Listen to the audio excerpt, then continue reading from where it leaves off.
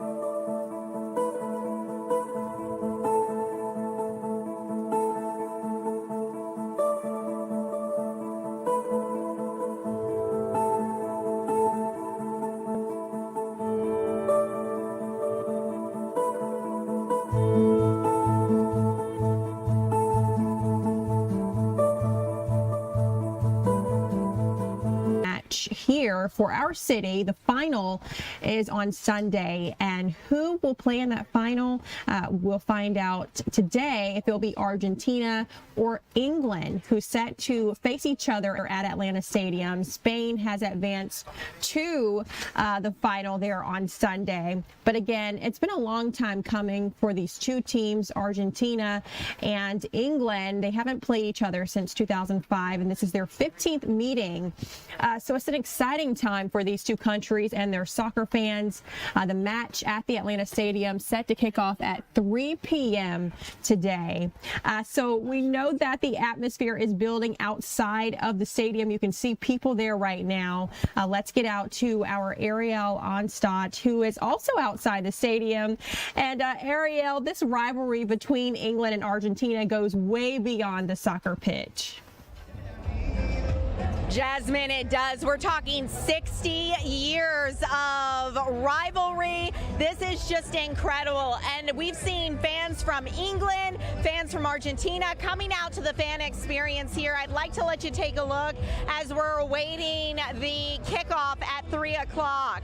Now let's talk about one of the iconic rivalries of them all. We're talking 60 years of football, like I mentioned, defining moments starting in 1966 at the second time England and Argentina ever played. This was at Wembley Stadium, and the outcome of that game led FIFA to introduce red and yellow cards. Today, things aren't quite as controversial, or at least not yet. We see fans in line trying to get their FIFA Fan Fest bracelet on the last day they can do it in Atlanta. But we've talked about fans from both sides about what they expect with this match. Everyone has brought up the iconic 1986 hand of God moment with Maradona, and that happened in the 51st minute of the World Cup quarterfinal in Mexico City. He was Argentina's captain and the greatest player at the time. England sees this as cheating, but for Argentina, this is multi-layered. It was rooted in the raw memories of the Falklands Malvinas conflict in 1982 with England over the Falkland Islands off Argentina's coast. So this is something that history is informing what we see on the pitch today.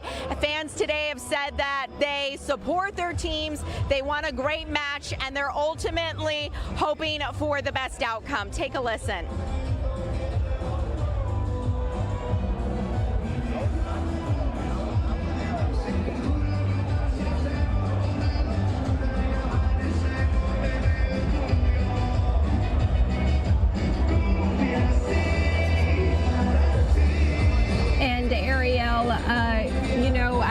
you've been out there, you've been able to speak with fans from Argentina who are really excited about this match.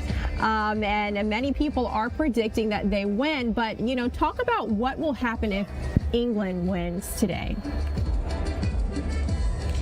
So if England wins today, they'll go on to face Spain in the final match in New York, or New Jersey, really, at MetLife Stadium, and that will be on Sunday.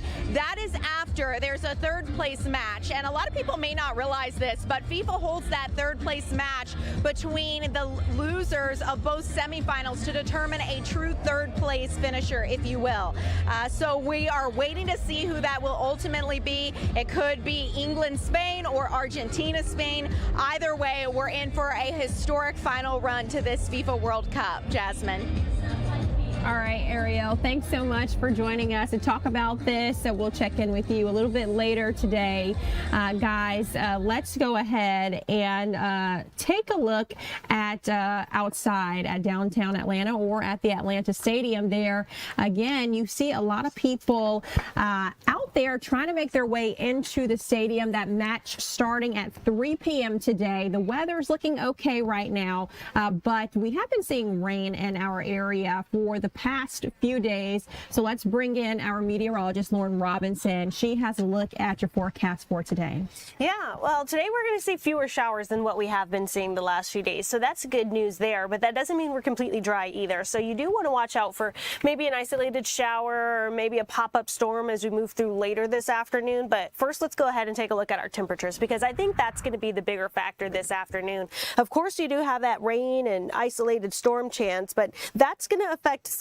What will affect all will be our heat and humidity. Now, the heat actually won't be too bad by itself. We're going to see those temperatures maxing out in the middle to upper 80s today. Right now, we're already at 83 degrees in downtown Atlanta. We're seeing 83 as well in Noonan, 84s in Rome and Eatonton, 86 in Covington, our hotspot on the map. So our temperatures by themselves really aren't too terrible. It's our dew points today that's really going to make it feel muggy as we go through the rest of the afternoon. We're looking at those dew points in the middle 70s this afternoon, which is really quite uncomfortable, but it of course makes it feel hotter out there. So it feels like 88 degrees right now in downtown Atlanta. Same goes for down in Thomaston and then up over in Gainesville. It feels like 95 in Covington, 93 in Athens. So we're going to wait for it to get a little bit warmer as we move through the next few hours, and that humidity going to continue to be the biggest factor. Now we move over to our live Viper radar, and this is where you can see a couple of very isolated showers. We don't have any storms out there right now. If you look at the top, you can see that 0 next to that lightning bolt. That means no lightning, no thunder. Just a couple of areas with some light showers to sprinkles. We'll break this up into two areas, the northern half and then the southern half, as we try and take a look at those areas that are currently getting a few raindrops. You can see some showers right over Calhoun. They're probably getting a pretty nice downpour. Same goes for just north of LJ there. Other areas, just some brief rain showers. We have a little downpour over Lake Lanier as well, right where that Gainesville word is. And over the rest of northern Georgia, we're just seeing those hit or miss rain showers. We have fewer showers across the southern half of our viewing area, a couple near Barnesville, a couple near Griffin, a few near Noonan. That's really about it across southern portions of our viewing area. So most of those scattered showers are north of the I-20 corridor. As we go through the rest of the day, though, it's going to fill in a bit across North Georgia and across our entire viewing area. But again, we're not looking for anything to last too long. So if a shower does pop up overhead this afternoon, what you'll really be looking for will be a brief, maybe anywhere from sprinkles to a brief downpour. It shouldn't last too long. As we move through the max heating hours of the day, 5, 6, 7 o'clock, we do have a chance for a couple isolated storms, but we're not looking for anything severe. You're just going to look for a downpour, then maybe some lightning and thunder. That's about it. Again, nothing that should last too long, but still something that could, dampen your parade, especially if you're heading out to the last World Cup match here in town at 3 o'clock. As we go into the day tomorrow, we continue to see those very hit or miss rain shower chances, a lot like what we're used to summertime, this time of year, those afternoons afternoon showers and storms. As we push into the weekend, those chances start to wind up a bit on Saturday and then go back down on Sunday. So if you have outdoor plans this weekend, I think Sunday is looking better in comparison to Saturday. Today's temperatures middle to upper 80s. It's going to feel like the lower to middle 90s. Remember, it's going to be very muggy out there this afternoon. If you haven't been outside yet, then be prepared for that humidity. If you have been outside so far, then you already know the mugginess that I'm talking about right now. Overnight, we're in the upper 60s to low 70s, and then over the next few days, those temperatures hang out in the low 90s, which is right where we should be this time of year. Today, we have more of those hit or miss showers, a few isolated storms. Over the next few days, those chances will decrease a bit. I think our bigger storm chances as you move through the weekend might be Friday and Saturday. Sunday is looking to trend a tad bit drier. All right. Well, I'm looking forward to a drier Sunday. It has been rainy. I've had to cancel my plans a little bit because of the weather, but I know the rain is needed. Yeah. Lauren, thanks so much for joining us to talk weather. Again, a live look outside here.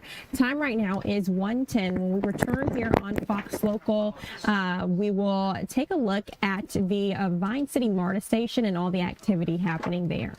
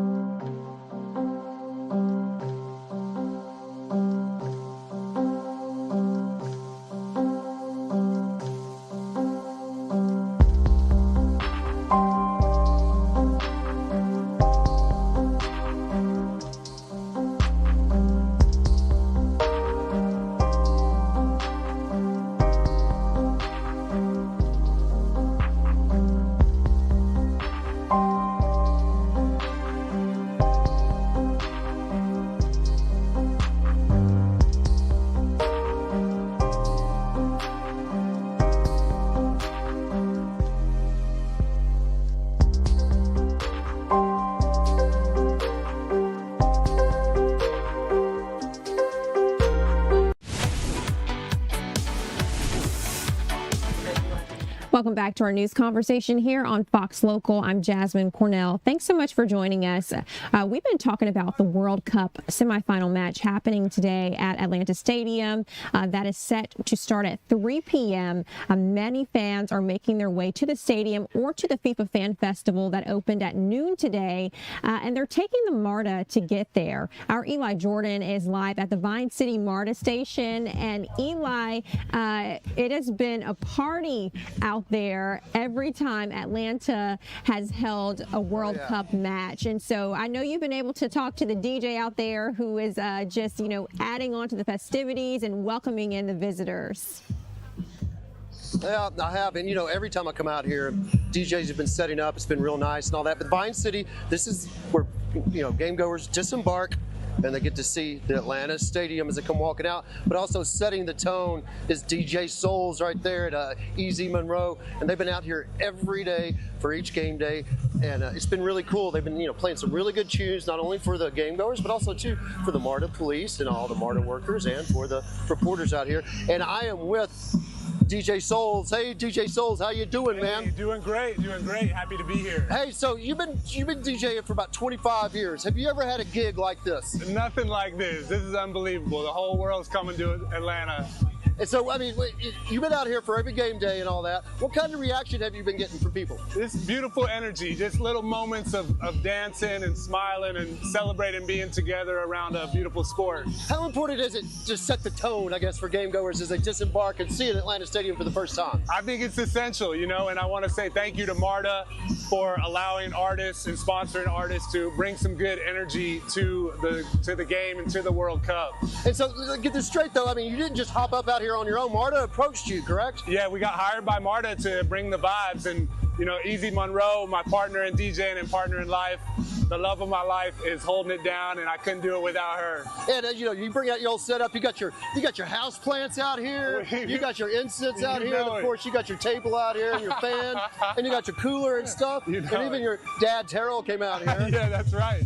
And so, I mean, for you, you know, how big of a gig has it? I know it's been multiple gigs over, you know, several weeks, but how big of a gig has this been for you personally? It's tremendous, you know, and to be able to do it again and again. It's our 5th one, getting a rhythm with it and know the site, and it's been incredible. It's been one of my favorite gigs of my life. What's it like to see like the MARTA workers and the police and everybody kind of bobbing their head too? You know, that's been the most amazing thing, as well as the fans, because they're here the whole time and fans are passing through on the way to the stadium. So we've been getting a lot of love from the officers and the MARTA workers and the volunteers, and we're very grateful for all the work that they're putting in. What's it going to be like when 3 o'clock rolls around and you pack up your gear for the last time? I mean, I might shed a tear, you know. We'll see what happens on the pitch, but best of luck to everybody, and big thanks to MARTA and the officers and all the workers and the volunteers. Bottom line, will you remember this World Cup? 100%. Awesome. TJ Souls, also known as Hudson Souls. Thank you very much for your time, Thank sir. you Get so back much. to jamming. Appreciate it. So, Jasmyn, that's what's been going on here. DJ Souls and Easy Monroe have been like clicking the tunes as people show up, getting ready to go to their game over at the Atlanta Stadium, England versus Argentina. And when you disembark, well, you can like play your tunes and you know, get psyched up, ready to go to the game, walk on down over the game, and watch England and Argentina. But this is the final one. DJ Souls and Easy Monroe, the final game to DJ and entertain the game goers as they disembark MARTA and head over to the final game here in Atlanta. Jasmyn, back to you. All right, Eli, thanks so much for joining us. It's so popping out there. It's hard to hear you and even see you. So thanks for joining us and letting us listen to the DJ speak there. Let's continue our conversation on the World Cup. So for fans who couldn't score tickets to see the match at Atlanta Stadium today, all hope may not be lost. A new virtual reality experience here in Atlanta is allowing some soccer fans to feel a part of the action. COSM, a venue across from Atlanta Stadium, is offering a new way to see the games, and that virtual reality experience projects each match onto a 27-meter dome, that is, and can host up to 500 people. This also comes at a much lower price tag, as some people have been paying hundreds and even thousands to see the World Cup matches. Jeff Hughes, COSM's president of sports and entertainment, says the venue has sold out for nearly every match, and adds that the technology has allowed COSM to broadcast 40 World Cup games. And soccer fans say the experience has allowed them to watch the games in a way they may not have been able to otherwise. Let's take a listen. We were able to come to the COSM for about $500 for the two of us. Going to the game, the tickets that we were looking at were about $2,500 to $3,000 a piece. So being able to stay home, being able to be at the COSM and experience it here and not have to travel, absolutely amazing. It's no different than being in the Mercedes-Benz. It feels as great, as vivid. It's even better. I have better seats here. Actual game, if I would have planned before, I would have been there. The prices right now for semifinal is crazy, like $15,000 per person. So I cannot afford that. So it's a 27-meter dome made up of thousands of LED tiles, all stitched together to create this display. It's about 14 meters from floor to ceiling. At the World Cup right now, we'll have at least 5 cameras at every game that we produce. Maybe more as we progress a little bit, maybe a few more tomorrow. And we put those cameras in the best seats in the house. So we're taking our fans that come into the dome and giving them views that they really couldn't get unless they were sitting in the best seats. All right. Right, and you just heard there from some soccer fans at COSM, and also Jeff Hughes as well. He is COSM's president of sports and entertainment. Again, this is just a different way to watch the game here and a very unique way to watch the game. Virtual reality experience, and we know that the winning team for today's match at 3 will match off with Spain for the final this Sunday, and that's all taking place at 3 p.m. So it'll be an exciting day today. We've been able to speak with soccer fans from Argentina and England, and they're both ready for this World Cup match, hoping that their team will make it to Sunday. Now let's talk about another initiative here. So Samantha Snow is the founder of Awesome Kids, and she recently had an unforgettable moment with Lionel Messi. Fox 5's Elise Edie, that is, caught up with her. Let's take a listen. Okay, how was that? Crazy. Like, it still doesn't even feel real. And I was so shocked. I was so awkward. But what's the word you said? You were like, oh shit, whatever you said. Holy crap. Holy crap, can I say that? Like, girl, you could have said way more than that. But oh, wow, such a special moment. So I'm sure, you could tell you were absolutely shocked by that. What does that moment mean to you? What did it mean to you then, and now that you've had time to fully reflect on it? Yeah, I mean, looking back now, it's been so great because it's brought so much more exposure to our Awesome Kids and to our soccer program. So it's been really great, and I've had a lot of parents just over the country reaching out to me, like their own children, with their unique needs and just what's out there, and just connecting with other parents. It's been really amazing. I'm so happy to hear that. I am, and we're going to get into that in a moment. But I got to say, you got to lift this jersey up. We want to see, because it's equally as cool in the front as it is on the back. With the little goat, and then of course his number, and then the back. Yeah, love it. So, and it was La Familia. So there were 10 of us and 10 unique jerseys throughout Messi's life story. So La Familia for me, because just everything with our family and how important our families and children are to us. So yeah, very, very cool. Very cool. Very special. And so is the story, though, of what you're doing. So this began Blue Springs Farm and Day Camp back in 1978. So this has been in the works for a long time now. Let's talk about that and just how the legacy has shaped what you're doing with Awesome Kids today. Yeah, so my grandparents moved to the Loganville area, bought an old farmland in 78, and my uncle, their youngest son, had special needs. Not an official diagnosis of anything, but mentally he was around like an 18-month mentality, and there wasn't anything in the area for him, and they wanted to be able to keep him home, and be close to family. So they started Blue Springs Day Camp for all ages, all abilities, so little ones through adulthood, and offered swimming lessons, just respite care, for caregivers, and of course had the farm with all kinds of animals. My granddad loved animals, and just offered it for the community, and it just grew. And then around 1996, my uncle had passed away earlier that year, and it was getting really difficult for them to keep it up.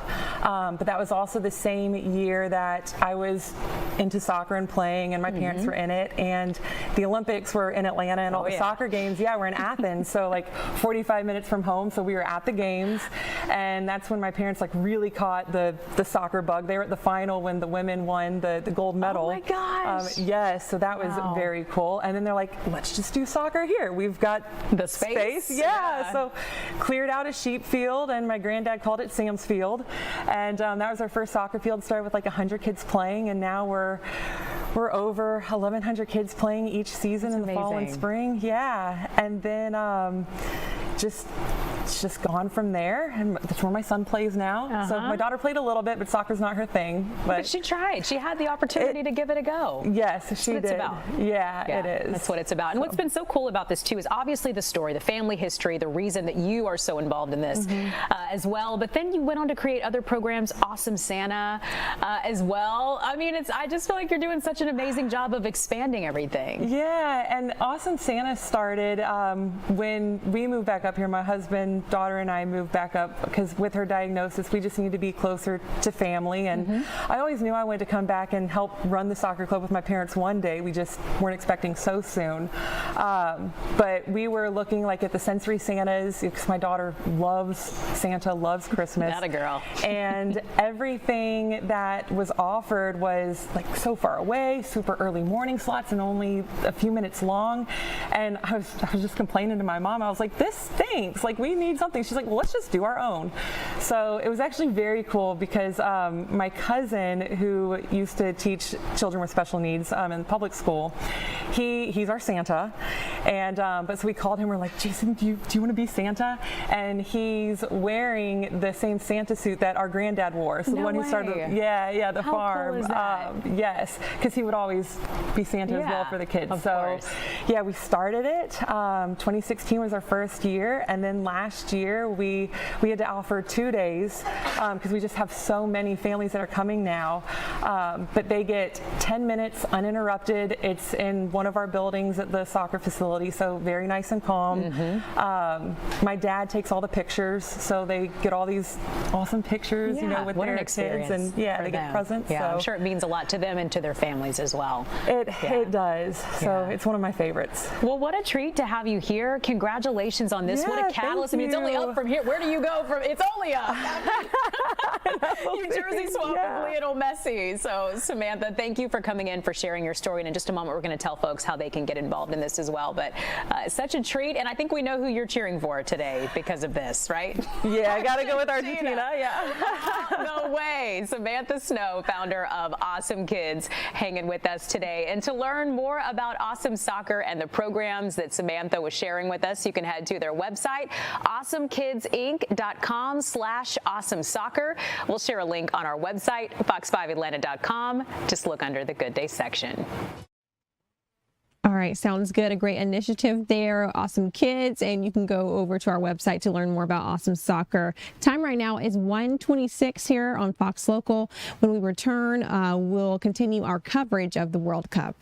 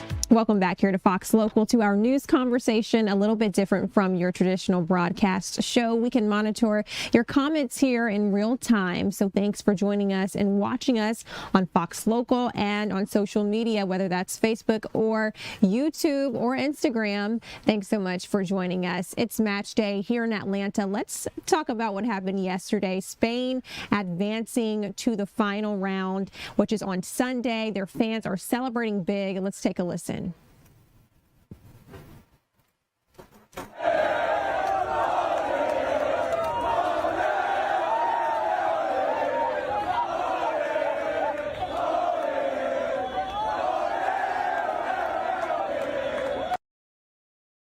Again, you just looked at some video of some Spain soccer fans celebrating big. The big question here is, who is going to face Spain?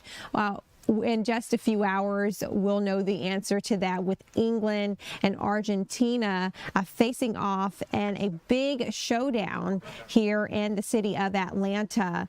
So Fox's Rebecca Castor is here in Atlanta. She was at the Dallas Stadium yesterday watching that match between Spain and France. Rebecca, welcome to our city. So glad to have you here. Let's talk first about the history here between Argentina and England. As we've been mentioning, they haven't faced each other since 2005. Yeah, hey Jasmine, great to be here with you in Atlanta. I am so excited to watch this match today. And as you said, it has been more than 20 years since England and Argentina have faced each other on the pitch. But that has not let this rivalry between them simmer down any bit. This has been a decades-long rivalry, and it is largely stemming from the 1982 Falklands War. And that is a war that England won over that territory. And then 4 years later, these teams met at the World Cup quarterfinals in 1986, and Argentina got their revenge then. So once again, they are going to meet on the pitch. Argentina is going to hope to win again, but England, a lot of pressure. They are calling this England's golden team. It has been 60 years since this team has won a World Cup, even though they're one of the best teams in the world. A lot of analysts say if they are going to bring that World Cup home, it is this team that is going to do it. So they are going to give Argentina definitely a fierce battle later this afternoon. And how cool that it is happening here in your city, Atlanta. Absolutely. It is. We are so grateful to be able to host this match, Rebecca. Talk about which side here do you think is feeling the most pressure? Well, I think it's on England. Going back to that 60-year drought, they have a great roster right now. Players, that haven't played together in a long time, and you might not have this golden team again. So you got to strike while the iron is hot, and that is why analysts are saying if England is going to do it, it's going to be this World Cup. Oh my goodness, it's going to be just crazy here. I know it, if England ends up winning. So talk about now the Messi factor. We've been hearing his name a lot. He is a huge star, of course, in the soccer world, and this could be his last match. It very well could, Jasmine. Of course, he is hoping to go on to the final, but he has already implied that if they go on, whether they win the World Cup or not, this will likely be his last international tournament. He hasn't 100% confirmed he's retiring, but we've been hearing him talk about just the challenges of competing at his age. He is 39. He's mentioned that, he's been more tired during these matches. It takes him longer to recover. It's been more of a fight. So history could very well be made here in Atlanta. This could very well be Messi's last international competition, or maybe it will be on Sunday in New Jersey at the final. And Rebecca, just curious to know, have you been able to talk to any fans out there? Oh yeah, you can see they're all around us out here. So far, we've been talking about this rivalry, and I'm sure you guys have been mentioning it as well. There was ramped up security today because of just the kind of the bad blood between these teams. Fortunately, so far, I think everybody's having a really good time out here. I'm not seeing anything get too crazy yet. Everybody is all, enjoying the fun and just here to hopefully just enjoy a good football match. Absolutely, Rebecca. Thanks so much for joining us to talk soccer. Have fun and be safe out there. And speaking of the fans, they have been also taking the spotlight. Argentina supporters painting the city of Atlanta blue. They are gathering at Underground Atlanta, and they are marching to the stadium as well ahead of the match today at 3. Our Chris Rosenthal is out there, and we've been speaking with Chris throughout the day today. It is electric out there, that energy, and I would say actually, Chris, it seems a little bit more calm this hour.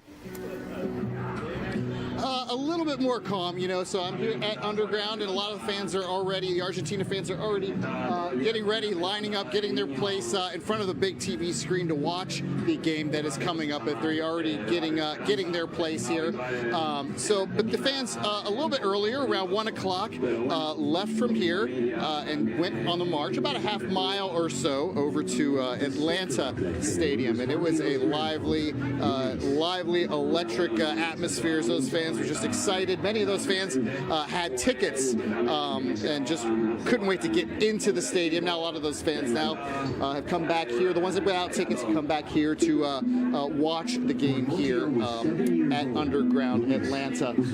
Underground Atlanta, really, like I said, it's been fan central for these Argentina fans. They had estimated about 15,000 people here yesterday, just pre-game partying and having a good time and listening to music and just having a great festival here. But again, today is the big day. A lot of those fans going over to the stadium for that march a little bit earlier, and talk with some of those fans just about the passion and excitement. Let's take a listen.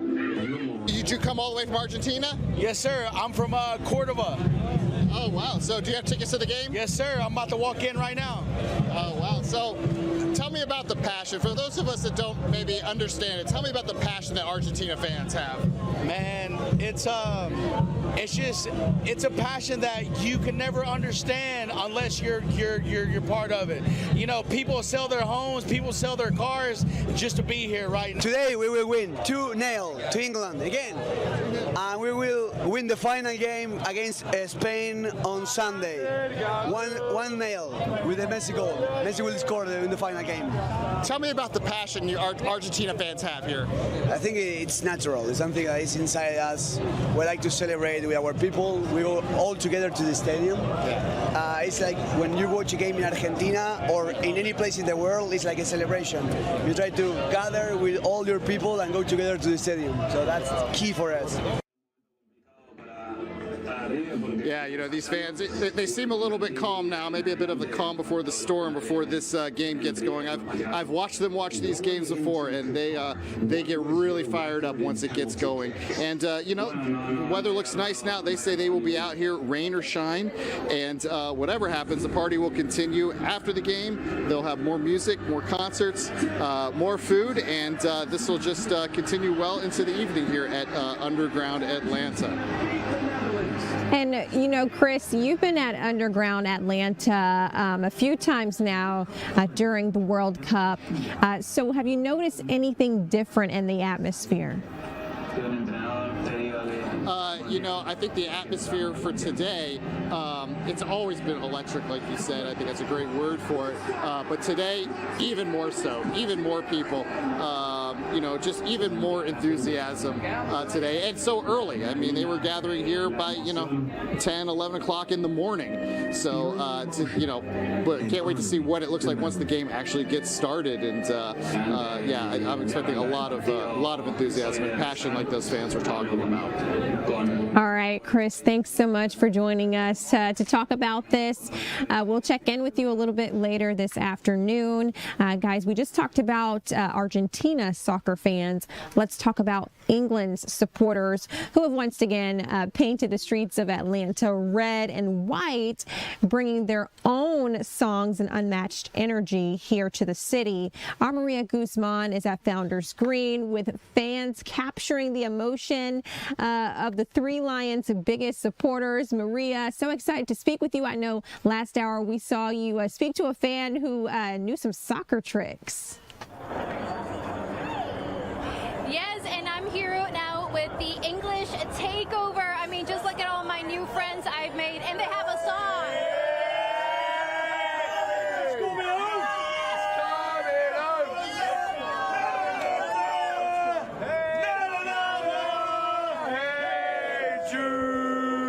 Now that is all I've been hearing this morning. Hey Jude, it's coming home.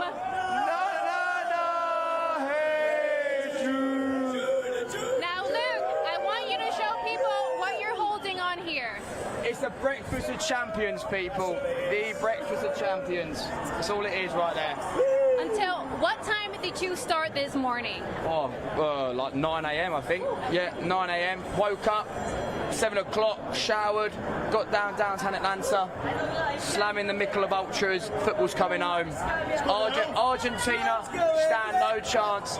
Who the hell is Messi? Falkland Armies are ours. Falkland Islands. Now listen.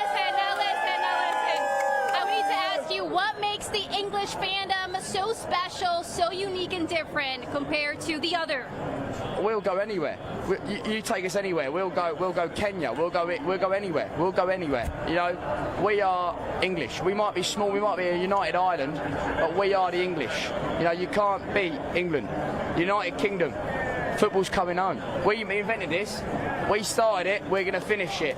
We're gonna fucking finish it. Sorry. Didn't mean to say that. All right. Hopefully I don't get a call from my boss. All right. How do you feel wearing the Three Lions, the hat, the jersey? How do you feel? How do I feel wearing the Three Lions? That's how I feel wearing the Three Lions. Best country in the world. Wouldn't have it any other way. Best country in the world.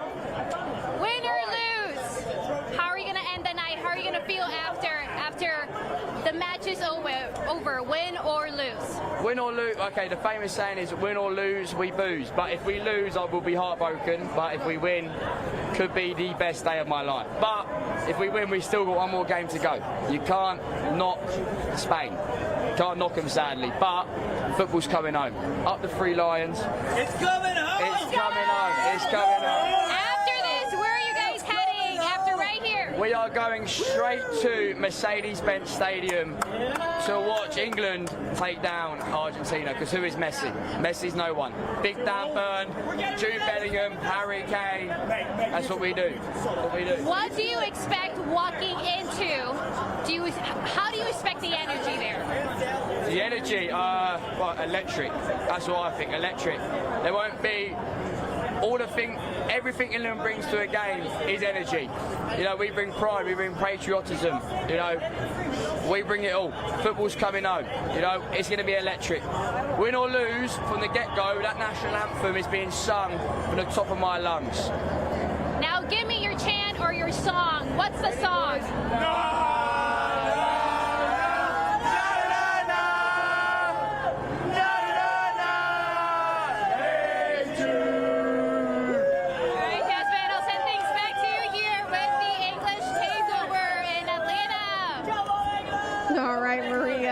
I know they're excited for the match coming up here at 3 o'clock.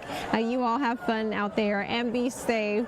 That was a funny hit with Maria, guys. Time right now is 1:43. We're going to continue our conversation here on Fox Local of the World Cup and talk about what's trending on fox5atlanta.com and on Fox Local.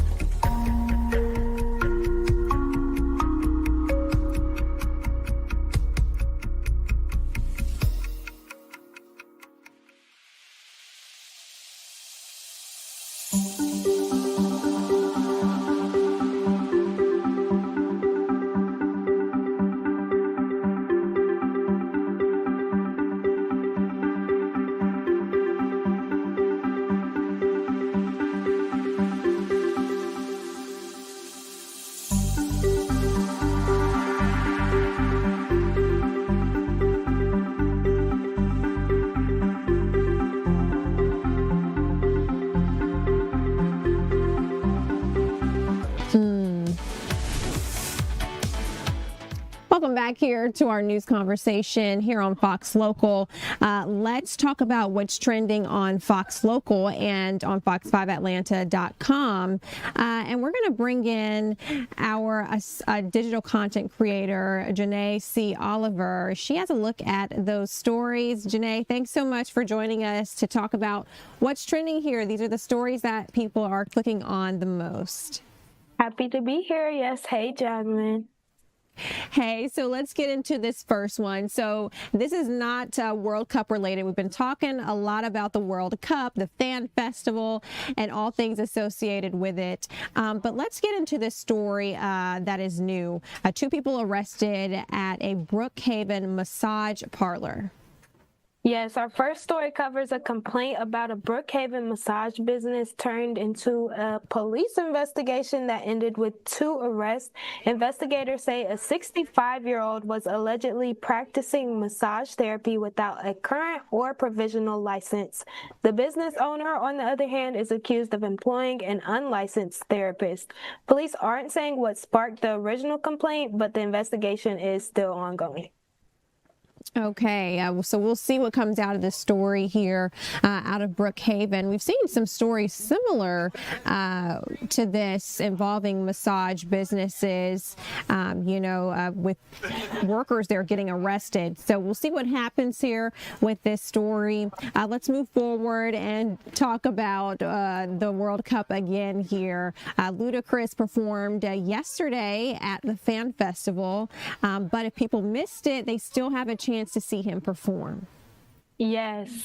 So our second story, I have to ask everyone what's cooler than being cool with another Atlanta legend taking the FIFA Fan Fest stage tonight. Yesterday, thousands of fans packed out Centennial Olympic Park, rain and all, to see Ludacris perform after a full day of World Cup festivities. But tonight, Big Boy takes the stage at the final FIFA Fan Fest watch party of the summer with DJ Mars and a fireworks show to close out the night. While FIFA Fan Fest may be coming to an end, the party isn't over. Ludacris will be back this Sunday to host a celebration of soccer and sound at Piedmont Park, a free watch party for the World Cup Championship. All right, that's exciting. I know many people are excited to see Big Boy. I don't even know when's the last time he performed, but it will be a good time out there. And like you said, people can see Ludacris at Piedmont Park in the coming days, so that'll be a fun time. All right, let's talk daylight saving time with the House passing a bill to make it permanent. Yes, if you're tired of changing your clocks twice a year, this could be good news. The U.S. House just passed the Sunshine Protection Act, which would make daylight saving time permanent. The twice-a-year clock change has been around for more than a century, first rolling out during World War I as an energy-saving measure. And if the Senate approves the act, we'd spring forward one last time in March 2027 and skip the fall time change from then on. All right. Well, we'll see what happens. I know this is a huge topic here. Some people for daylight saving time, some people wanting to get rid of it. So we'll see what happens with the House passing the bill to make it permanent. Thanks so much, Janae, for joining us to talk about what's trending on Fox Local and on fox5atlanta.com. Thank you. Have a good one. And talking a little bit more about daylight saving time, Americans appear to be split, like I just said, on whether or not year-round daylight saving time is a good idea. And plenty of parents say those dark mornings present some problems for them. Others say changing the clocks twice a year has become a way of life. Let's take a listen. In practice, this change would mean more time for people to exercise outside, visit family, attend concerts, sporting events, attract customers. the retail business, and more. We all enjoy the extra hour or so of sunlight in the summer, but when people are considering this, they need to consider the extra hours of darkness in the winter. They have to wake up early, they have to adjust the timings. For us, 1 hour is like a little tough, but the kids, it's more tough for them. It's something we just kind of grew up with and accepted and went along with all these years, I guess. All right. So again, we'll see what happens with daylight saving time. Will it be permanent? We'll just have to wait and see what lawmakers decide. Let's talk food now. So it's time to celebrate a true Southern staple, chicken salad.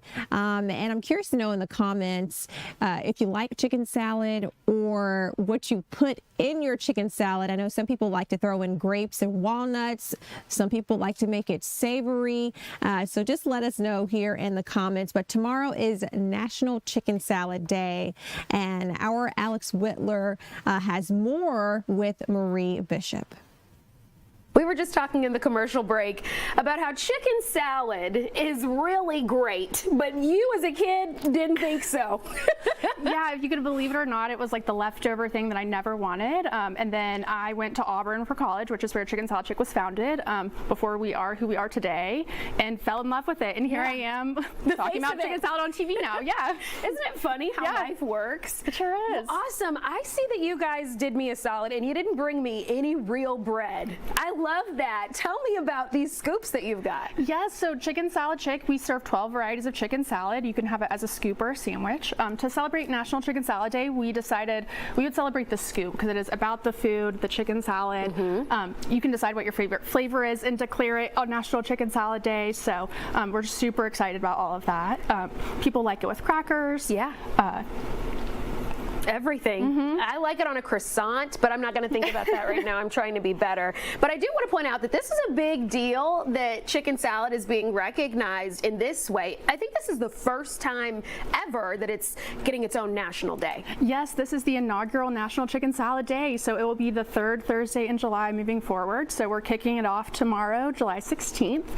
Everyone can have a free scoop of chicken salad. All you have to do is download our app and claim it tomorrow on the day. We know people are busy. We want everyone to be able to celebrate with us, so then you have 30 days to redeem that offer. Oh, genius. Yes. You got me with that part. What I love about the timing of this is that it's the third Thursday of July, which is like picnic month, if you ask me, if you have a fan and can handle the humidity. And you guys have this setup that's just like a picnic. So walk us through, which scoops did you bring us today? Yes, absolutely. So I brought you our Classic Carol, which is our original flavor. She is what we are known for.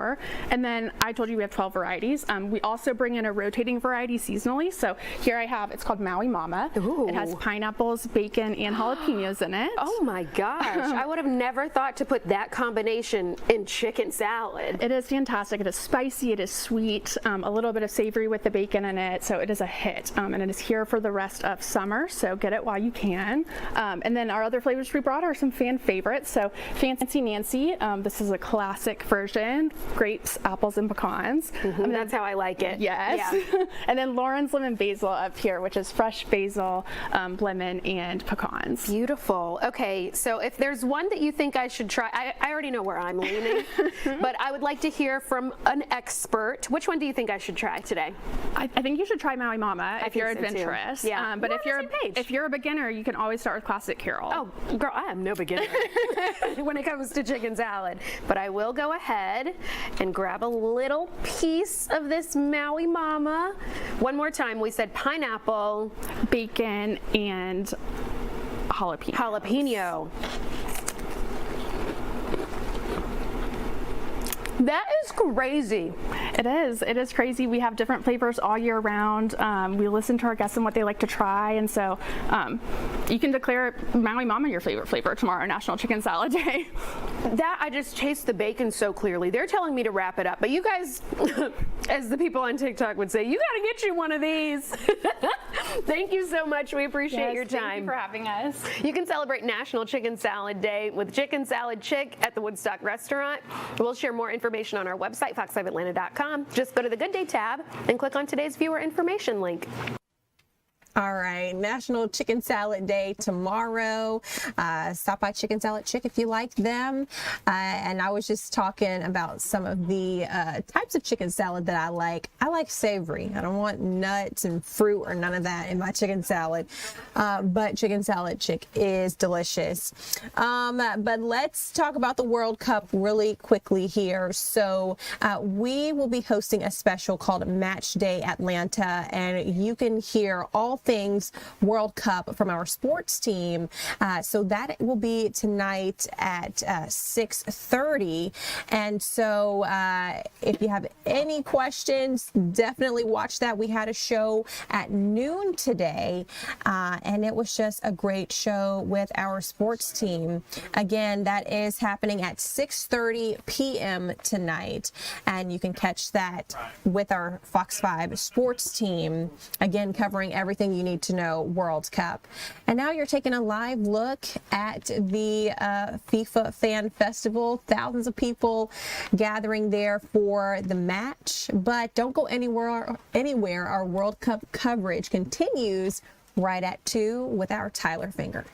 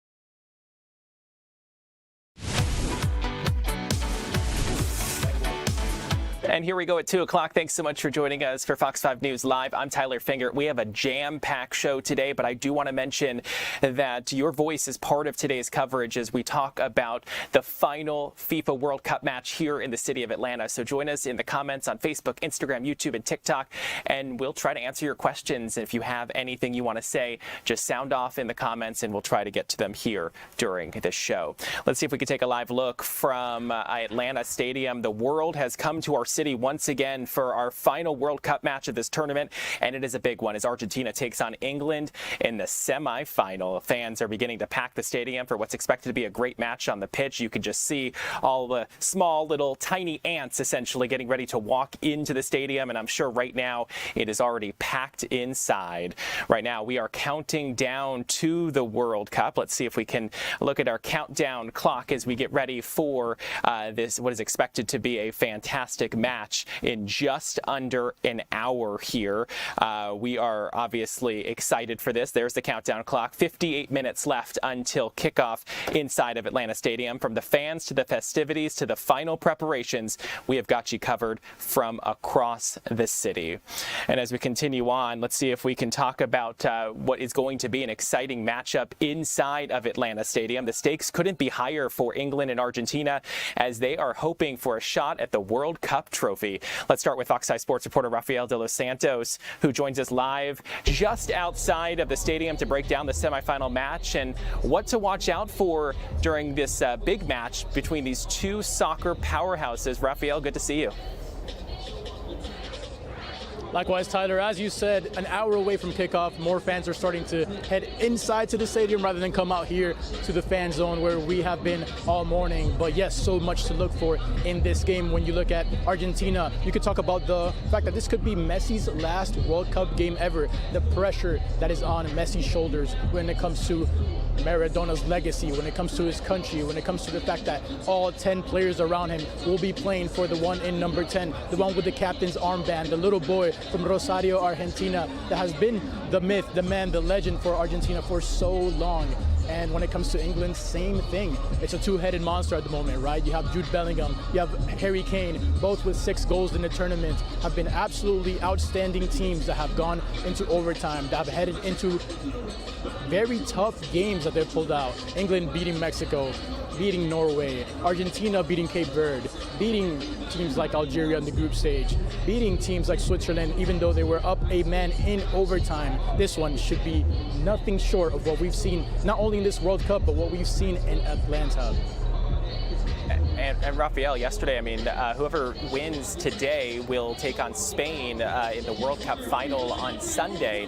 I was actually expecting that match to be a little closer yesterday in Dallas. Spain won 2-0. I mean, what is the expectation going into today? Obviously, Argentina and England are very good soccer teams. I mean, could we be seeing another, I guess, essential blowout like we saw yesterday, which ended up 2-0? That's the beauty about the World Cup, right? You don't really know what's going to happen until those players actually play on the pitch, until schemes go up against one another, until the stories become actual actions and the players are playing against each other. Yesterday was a domination from Spain, but today, same thing, right? We have no idea what's going to happen. That's why we play 90 minutes. That's why we might play 120 minutes. That's why Messi might have to define it from the spot, from penalty kicks today. Anything is possible when it comes to this game. I don't think it will be as high scoring as the games we've seen in Atlanta, but I do think it's going to be a very tense match that will carry all the history and all the drama and every single headline that we've heard coming into this one all the way into the pitch and through the players. I think it'll be a really good one. Yeah, I mean, I think pretty much every match we've seen here in the city of Atlanta has been a great match. I mean, Cabo Verde, we saw they stunned with that draw initially. I think it was the first match here in the city of Atlanta, or the second match. I mean, it has been a fantastic World Cup experience here in our city, and I don't think anyone could have anticipated it when it all got underway back in June. That's true. I mean, when you look at a game like South Africa, Czech Republic, you might not see a lot of star names, but that was one of the games we had here in Atlanta, and it was outstanding, not only because of what happens on the pitch, right, but because of the representation. You expand the World Cup, you include more teams. We see more of those teams here in Atlanta, seeing a people represented, seeing the Haitian fans, the Congolese fans, although they're not part of that world elite of teams like Spain and Argentina, they are still represented in this World Cup, and it's been beautiful to see all of those games despite the scorelines. Today we might see Argentina and England, right, two of the biggest teams of all time, but it might just be one of those low-scoring games that might be really cagey because both teams understand what's at stake. It's not just a game, it's a game to go into the World Cup final. So we've been really blessed with the matchups we've seen here in Atlanta. And Rafael, before I let you go, can you just tell me one thing from each team that's impressed you most during this tournament? Wait, what was that? Sorry, one thing that's impressed you both. Team that's yeah, during the tournament. Wow, I think, like I said, the fact that a lot of these teams are in their first World Cup ever, right? Like Uzbekistan, who had never scored a goal in the World Cup. All of these teams have been extremely surprising in the way that they've come out and really played in front of a people, played in front of a culture, and really showed out for their countries. So see those smaller nations play against the big dogs and really give them a fight and represent for their countries. This has been the most impressive thing of this 2026 expanded World Cup. Yeah. Rafael dos Santos, thanks for joining us outside of Atlanta Stadium. And again, we're just about 54 minutes or so away from kickoff. Thanks for joining us. Appreciate the update from there in terms of all of the sports action that is going on. Let's talk about this real quick before we talk about some of the fans. So the road to Atlanta has been a hard-fought one for both teams. Argentina advanced to the semifinal round by defeating Switzerland 3-1 in extra time, a victory that followed tough matches against Egypt and Cabo Verde earlier in the tournament. Meanwhile, England earned their place in the semifinal after defeating Norway. Today's match marks a historic moment as legendary forward Lionel Messi is set to play against England for the first time in his career. And as we come back into the newsroom here on this busy Tuesday afternoon, I want to see if we can take a live look at Atlanta Stadium real quick as we are getting ready for what is expected to be a fantastic matchup, as we just heard Rafael dos Santos talk about, that will happen on the pitch in just under about 55 minutes or so. That's when kickoff is going to begin. Let's see if we can talk about this real quick, because this has certainly grabbed my attention. At a sports bar earlier overnight, essentially yesterday, there were some fights that were happening that now has a local sports bar essentially saying that they have a strict zero tolerance policy after social media videos captured soccer fans fighting outside the business on Tuesday evening. And so Brewhouse posted a message on social media essentially saying it's cracking down on rowdy behavior after a small group of individuals caused chaos outside of the business. And that chaos erupted Tuesday night, as I mentioned, and videos were circulating online. We're not able to show you those specific videos just because we haven't been able to get in contact with the rights holders here. But management immediately responded saying that the disruptive actions are just not allowed in this case. And so the venue explicitly called out destructive behavior, drug use, vandalism, and staff harassment as they're talking about this. And they said, quote, "We have a zero tolerance for behavior that puts our staff, our guests, and our businesses at risk." That's the statement was posted to their Instagram account. So we're monitoring that. Super interesting that unfolded at one of the bars, but we know that soccer fans can become incredibly rowdy because they are so in love with their team. Something like this happened. And now let's talk about more about the fans. So for thousands of soccer fans, the matchday journey starts with MARTA, and I'm talking about that right now as I'm looking at one of our other screens. I was trying to see if we can go to our Eli Jordan, but it just looks like the signal there is just incredibly unstable currently. So we know that over the last several matches, a lot of folks, the thousands of folks, have been using MARTA to be able to get to and from not only Atlanta Stadium, but also the FIFA Fan Festival, which is in downtown Atlanta, and also all of the other attractions that people are taking in as they take in this FIFA World Cup experience here in our city. So we are going to to see if we can try to get to him at some point, but obviously we know thousands of people are in downtown Atlanta right now, and that obviously is a massive problem, and in terms of just having a sheer number of people there, so we just aren't able to get our connection with him. I believe we're able to go to our Kevin Stewart, who is at FIFA Fan Festival. We know thousands of people are gathered there right now as they get ready to take in what is expected to be an exciting match on the pitch inside of Atlanta Stadium, but we know not everyone is able to have tickets, and so the people who were able to not get tickets into the stadium, many of them got tickets to FIFA Fan Festival. Let's check in with our Kevin Stewart, who is standing by live inside that FIFA Fan Festival. And Kevin, I see so many people behind you. What's it like in there right now?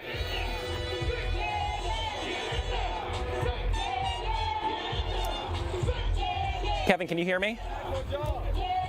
Hey, there you go, Tyler. I'm sorry. As you can tell, it's pretty loud. Yeah. The Fan Festival never disappoints. I mean, to give you the vibe right now, let's say we got folks dancing, having a backing it on up, and you swing back.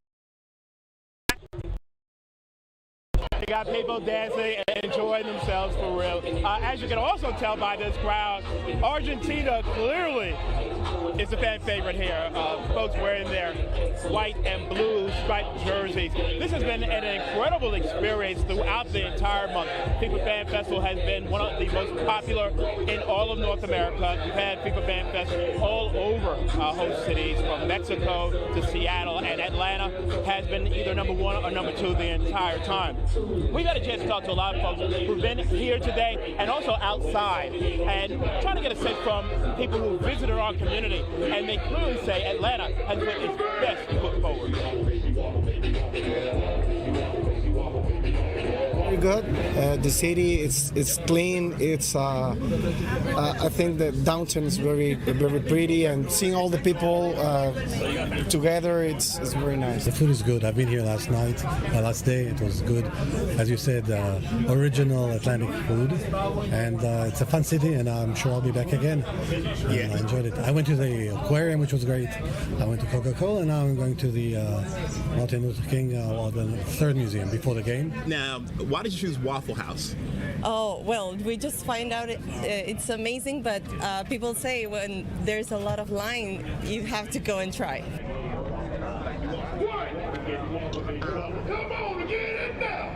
All right, no matter how many times you can say it, it is clear that the ATL knows how to party. You can see the energy. Here we got DJ Jelly up on the stage entertaining folks before the 3 o'clock match. All these folks couldn't get into the game, but they're going to enjoy it right here. Tyler? Yeah, Kevin, I have to admit, you have like a prime spot. You're not actually inside Atlanta Stadium, but you're going to have that great big screen to be able to take all this in. You have been down there multiple times at Fan Festival. What has struck you most about today that maybe is a little different than other matches? You know, it's the energy and the camaraderie. I mean, it's incredible where, in this sense, you're getting a lot of people not just from Atlanta and Georgia, but you get people from around the country and around the world who are meeting each other and talking and really enjoying themselves. And that's what people say the beautiful game is all about, getting together and having a lot of fun. Now, obviously, there's some bad blood between Argentina and England dating back to the early 80s with the Falkland War, and then, of course, the hand of God when Argentina defeated England with the Maradona goal. But without a doubt, you see England fans and Argentina fans enjoy themselves here today, and they're willing to have some fun for now until at least 3 o'clock. Hey, Kevin, thanks so much for a look at what is going on. I'm sure that place is going to be exciting and wild in the matter of just about 45 or so minutes. Kevin, thanks for a look at the FIFA Fan Festival, the final day of the FIFA Fan Festival. It does look like we have our Eli Jordan now. Let's see if we can check in with him. He is standing by at the Vine City MARTA station, which is where a lot of folks are beginning their World Cup journey today, taking MARTA to the stadium, taking MARTA to the FIFA Fan Festival. Eli, what can you tell us about just the atmosphere at the Vine City MARTA station? Hey, Tyler. Yeah, this has been one of my favorite places to cover for the FIFA World Cup. MARTA, this is the last, when they disembark here, they come out and they see the Atlanta Stadium. And when they, they're all excited for the team, but also too, they got some DJs here. MARTA paid to get some, performers at each MARTA station, or some of the select MARTA stations. And here they've had DJ Souls and Easy Monroe, and I'm going to kind of walk around and show you. But they have been getting the fans all hyped up. We got DJ Souls on there right now. He's playing. They got, they bought a nice little setup out here. They got their plants, and they got some incense burning in a cooler. And joining me right now is Easy Monroe, the second half of the DJ set here. Hey, Easy Monroe, how are you today? Good, how are you? So tell me, how exciting has it been to come out here and play for the World Cup fans the past few weeks? It's been so dreamy. The energy's just been amazing to be around all these people from all around the world. It's been really, really beautiful. And so, you guys have been out here for almost like every game and all that. What kind of reaction have you gotten, not only from the fans, but also too, there's a lot of, police out here and stuff. They all seem to be enjoying it. Yeah, it's just amazing how many people it takes to put something like this on. And like you said, we've had to gotten the opportunity to interact with people, from all walks of life, and people doing all kinds of different jobs to support FIFA and the World Cup, and it's been really, really positive and beautiful. And you guys have played, a cultural role here in Atlanta as part of the World Cup experience. I mean, it's kind of a unique position to be in. Well, it's amazing. It feels so special to be given the opportunity by MARTA to come and hold up a torch and share our music and share the things that we're passionate about, which is Atlanta's music and culture and our own personal cultures. So it's just been a real gift to get to cross-pollinate with the world. So today's the last game here in Atlanta. Yeah. 3 o'clock. When you guys pack up shortly after 3 o'clock, what are your feelings going to be like? We'll just be excited to go home and watch the game and celebrate and keep the spirits alive from the comfort of our air conditioning. Well, AC is a big deal here in America. Apparently, everybody's blown away. But are you going to miss it at all? You're going to be somewhat melancholy. I think, when the World Cup is over, yeah, it'll definitely be interesting. The city's been vitalized by all of this influx of energy, and it'll be noticeable when it's gone. Awesome. Well, you guys have been putting on some really good groovy jams, and we all appreciate it. It's made work a lot more pleasant for me out here and stuff, and thank you very much for what you guys have been doing. Yeah, thank you so much. Easy Monroe and DJ Souls, Tyler, and we got some more fans showing up as they continue to play. One final day here at the Vine City MARTA station. You can see fans are disembarking, and they're cranking it back up over there, and we're here for the final game. England versus Argentina here in Atlanta. And, it's been a great few weeks here. It's been smooth. The MARTA rides have been smooth for everybody. And the Atlanta Stadium itself has been quite impressive for all the fans coming and seeing it for the first time. And it seems like Atlanta has been a fan favorite of all that have come to the World Cup and seen their team play, win, lose, whatever. But they've all had a really good experience. And when they disembark from here at the Vine City MARTA station, I'm sure a lot of them will remember all the good music and jams that got people hyped up as they walked in to see their team play at the Atlanta Stadium. Tyler? Eli, thanks so much for a look at all the action that's happening there as folks are heading to the stadium or to any of the festivities surrounding this final semifinal match here in the city of Atlanta. Eli, thanks so much. Let's see if we can take a live look now at Atlanta Stadium, just a few steps from where Eli was standing just a few minutes ago. You can see a lot of folks still outside as they're now filing into Atlanta Stadium. Let's see if we can check in with our Lauren Robinson, who is tracking the forecast for today and what people can expect over the course of the next several hours. Lauren, thankfully, the roof is closed there. The cloud cover is kind of keeping things a little cooler, but it certainly does feel a little warm out there thanks to the humidity.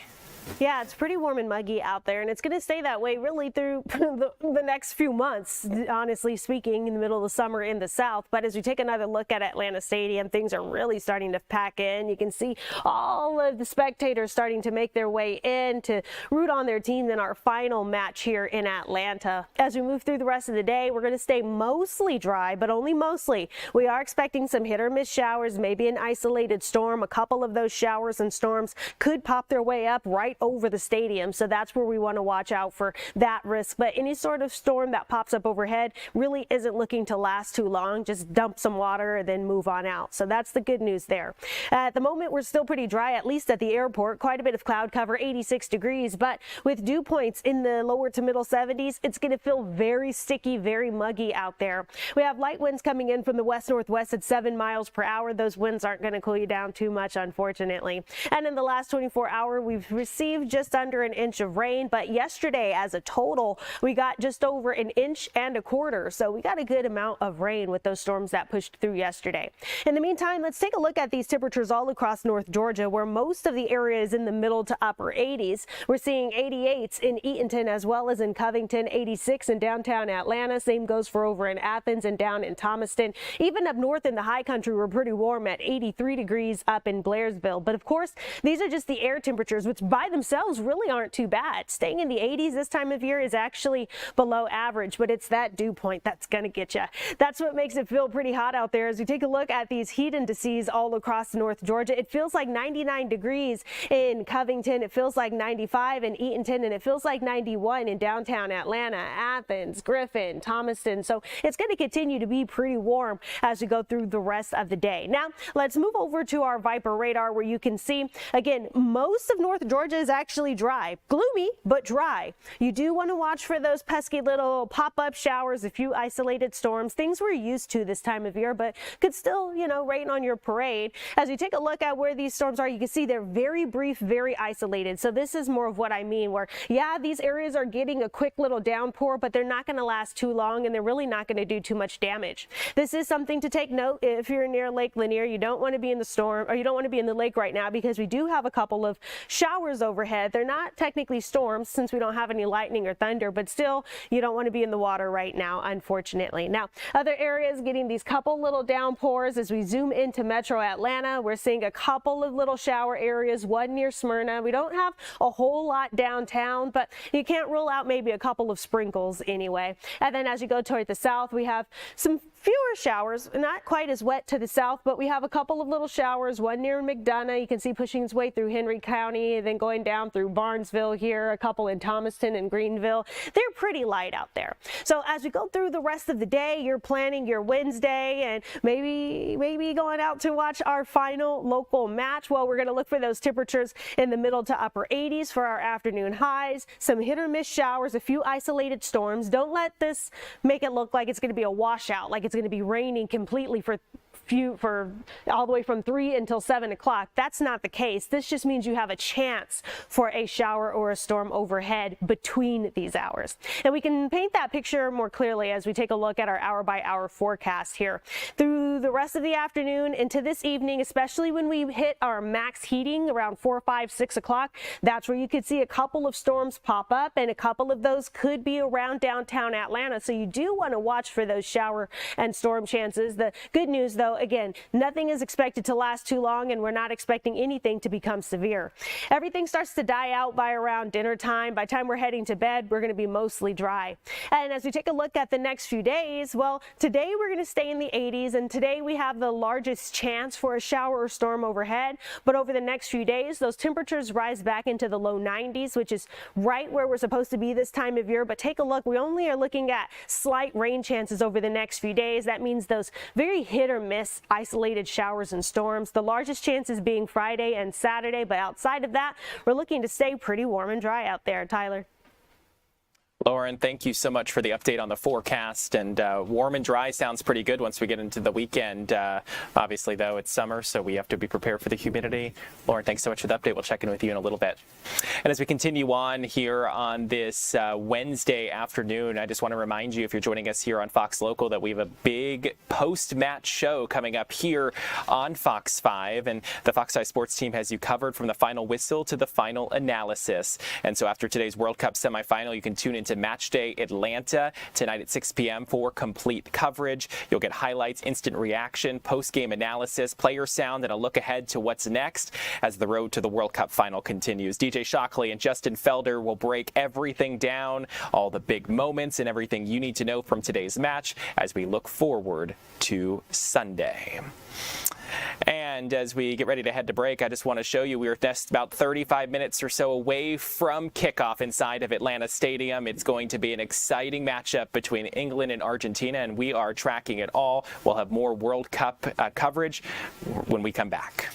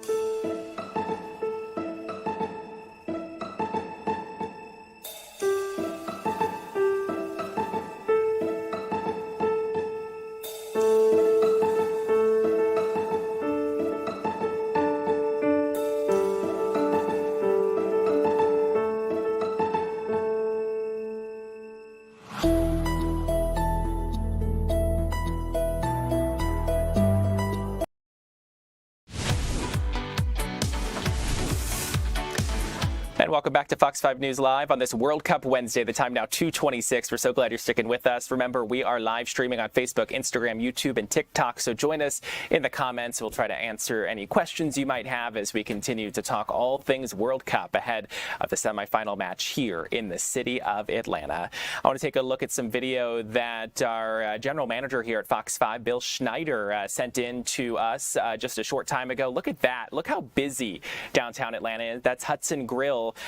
You know what that is, right on Marietta Street. It is a busy place right now. You see some Argentina gear, a lot of English gear, and you can tell a lot of soccer fans are getting ready as they are counting down with us to the kickoff at Atlanta Stadium. And again, we're less than just about 32 or so minutes away before England and Argentina will take the field.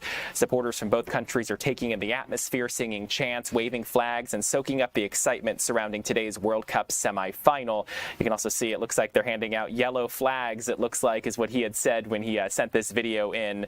And so, yeah, again, lots of excitement there in downtown Atlanta, rather. And obviously all of this World Cup fever is contributing, hopefully, to an economic impact here. Atlanta's match 8 of 8 gets underway in a little over 30 minutes, as I said. But let's talk about the economic impact. So we know it's too early to know the exact numbers, but I can tell you officials estimated roughly 500,000 fans were expected to visit our city for the world's biggest soccer tournament. Economic impact numbers range from about $500 million to possibly over $1 billion. While projections have been grand, some businesses have told us over the last few weeks they have had different experiences as fans come into the city. Some vendors, shops, restaurants, hotels have been doing great, while others have struggled to see an increase in traffic. It's been everything we expected and more. This has been a late booking crowd. And so 40% of the hotel rooms that we've sold have occurred over the last 4 weeks. So it's really been building. over the last 4 weeks. People are coming in late, obviously, for the matches here, the knockout matches. Lots of folks are obviously waiting to see if their team is going to make it here to our area before they end up booking. And so since the England DR Congo match, 8% of new hotel bookings have come from overseas, according to officials. And the city is seeing a record number of short-term rentals at just short of 100,000. That is a lot. Let's talk about this now. If we take you live to the FIFA Fan Festival as you take a look at Centennial Olympic Park. Wow, that place is packed right now. And this, obviously, the World Cup comes 30 years after the 1996 Summer Olympics took over the city of Atlanta. And the FIFA World Cup is certainly the biggest sporting event to come to our city since the Olympics 30 years ago. And today we're talking about the visionary behind the park and obviously the Olympics that came here. And that park has served as a legacy for the Olympic Games. And now it's turned into the FIFA Fan Festival. Our Deidre Duke spoke to Billy Payne today, who had a big hand in being able to help shape the 1996 Olympics. And she joins us now live with what he had to say. And from my understanding, he was the visionary behind Centennial Olympic Park. And now that thing is being used 30 years later for another world event. Deidre. That's right, and it's very exciting for him, as you can imagine. Of course, Billy Payne, along with former ambassador Andrew Young, really credited with doing the physical and mental work, the heavy lifting behind bringing the 1996 Olympics here to Atlanta and all that entailed, raising private funding to make that possible. And so I talked to Billy Payne today specifically about Centennial Olympic Park, because a lot of people like myself who weren't around back then as the vision of Centennial Olympics coming here to Atlanta was made a reality, didn't realize or might not have known that that park didn't exist before becoming Centennial Olympic Park. In fact, it was really kind of, according to those that we talked to today, really kind of a blighted area filled with abandoned warehouses, other properties. Really hard to believe that it is what it is now, a beautiful park for those who visit and live here in the metro area to enjoy year-round, and has been so for decades. So we talked to Billy Payne about his vision and how this all came about. He told me that he actually had an office that overlooked the area that is now Centennial Olympic Park, and by then he said they were several years into planning to bringing the vision of Centennial Olympic Games to a reality. Of course, all the venues and things of that nature were being built and coming up. And he said he's looking out the window at this blighted area, and he's like, you know what? There has to be a place here in the city for our visitors and for the locals who gather for all the Olympic events to come together, as we're seeing now with FIFA Fan Fest.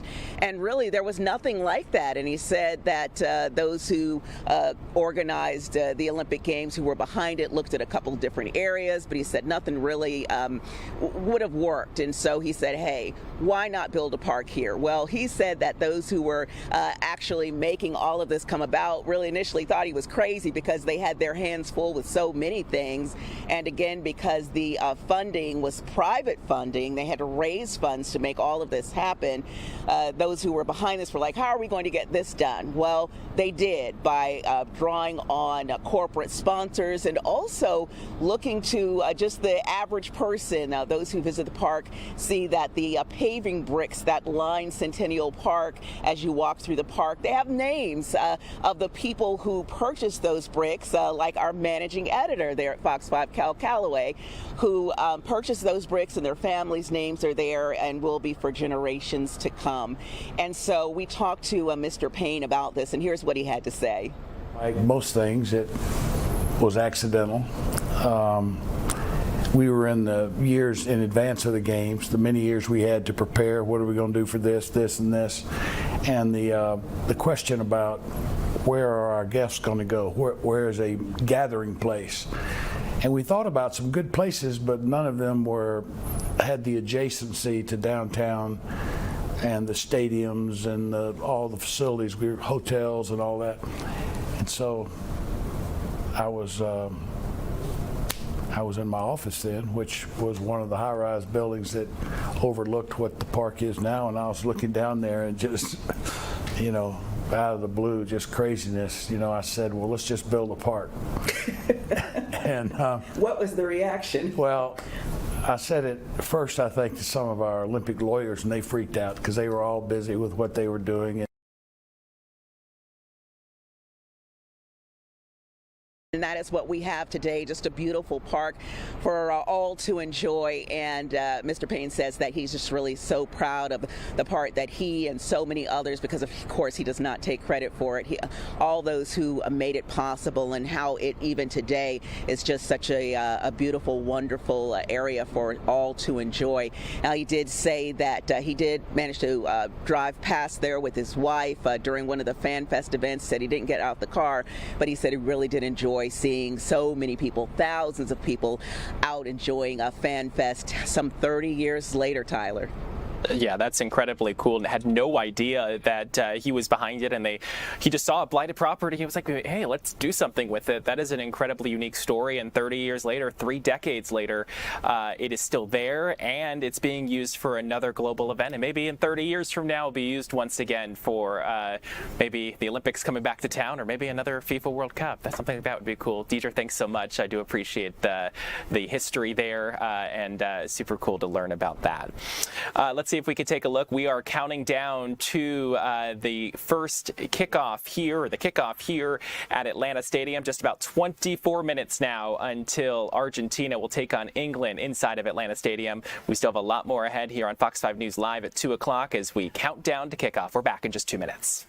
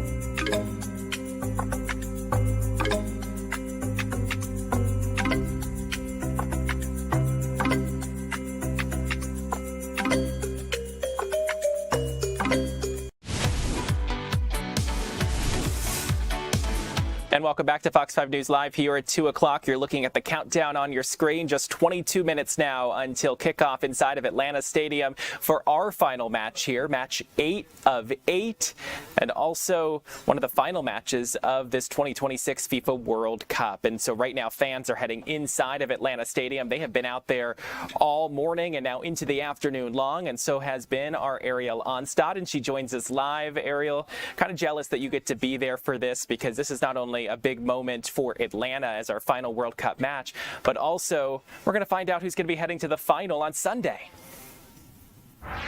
We are, Tyler, and let me tell you, the fan experienced area behind me just closed, so fans can go inside Atlanta Stadium. The match has not started yet, but I hear fans screaming their heads off, no doubt trying to get in the other side's head, because at this point, this is a rivalry unlike anything we have seen quite yet here in Atlanta, steeped in history. Argentina and England, 2 of the top 4 by FIFA's rankings, and it's really incredible to see this match come to fruition in a semifinal, because I would argue this is one of the most iconic rivalries in all of the World Cup history.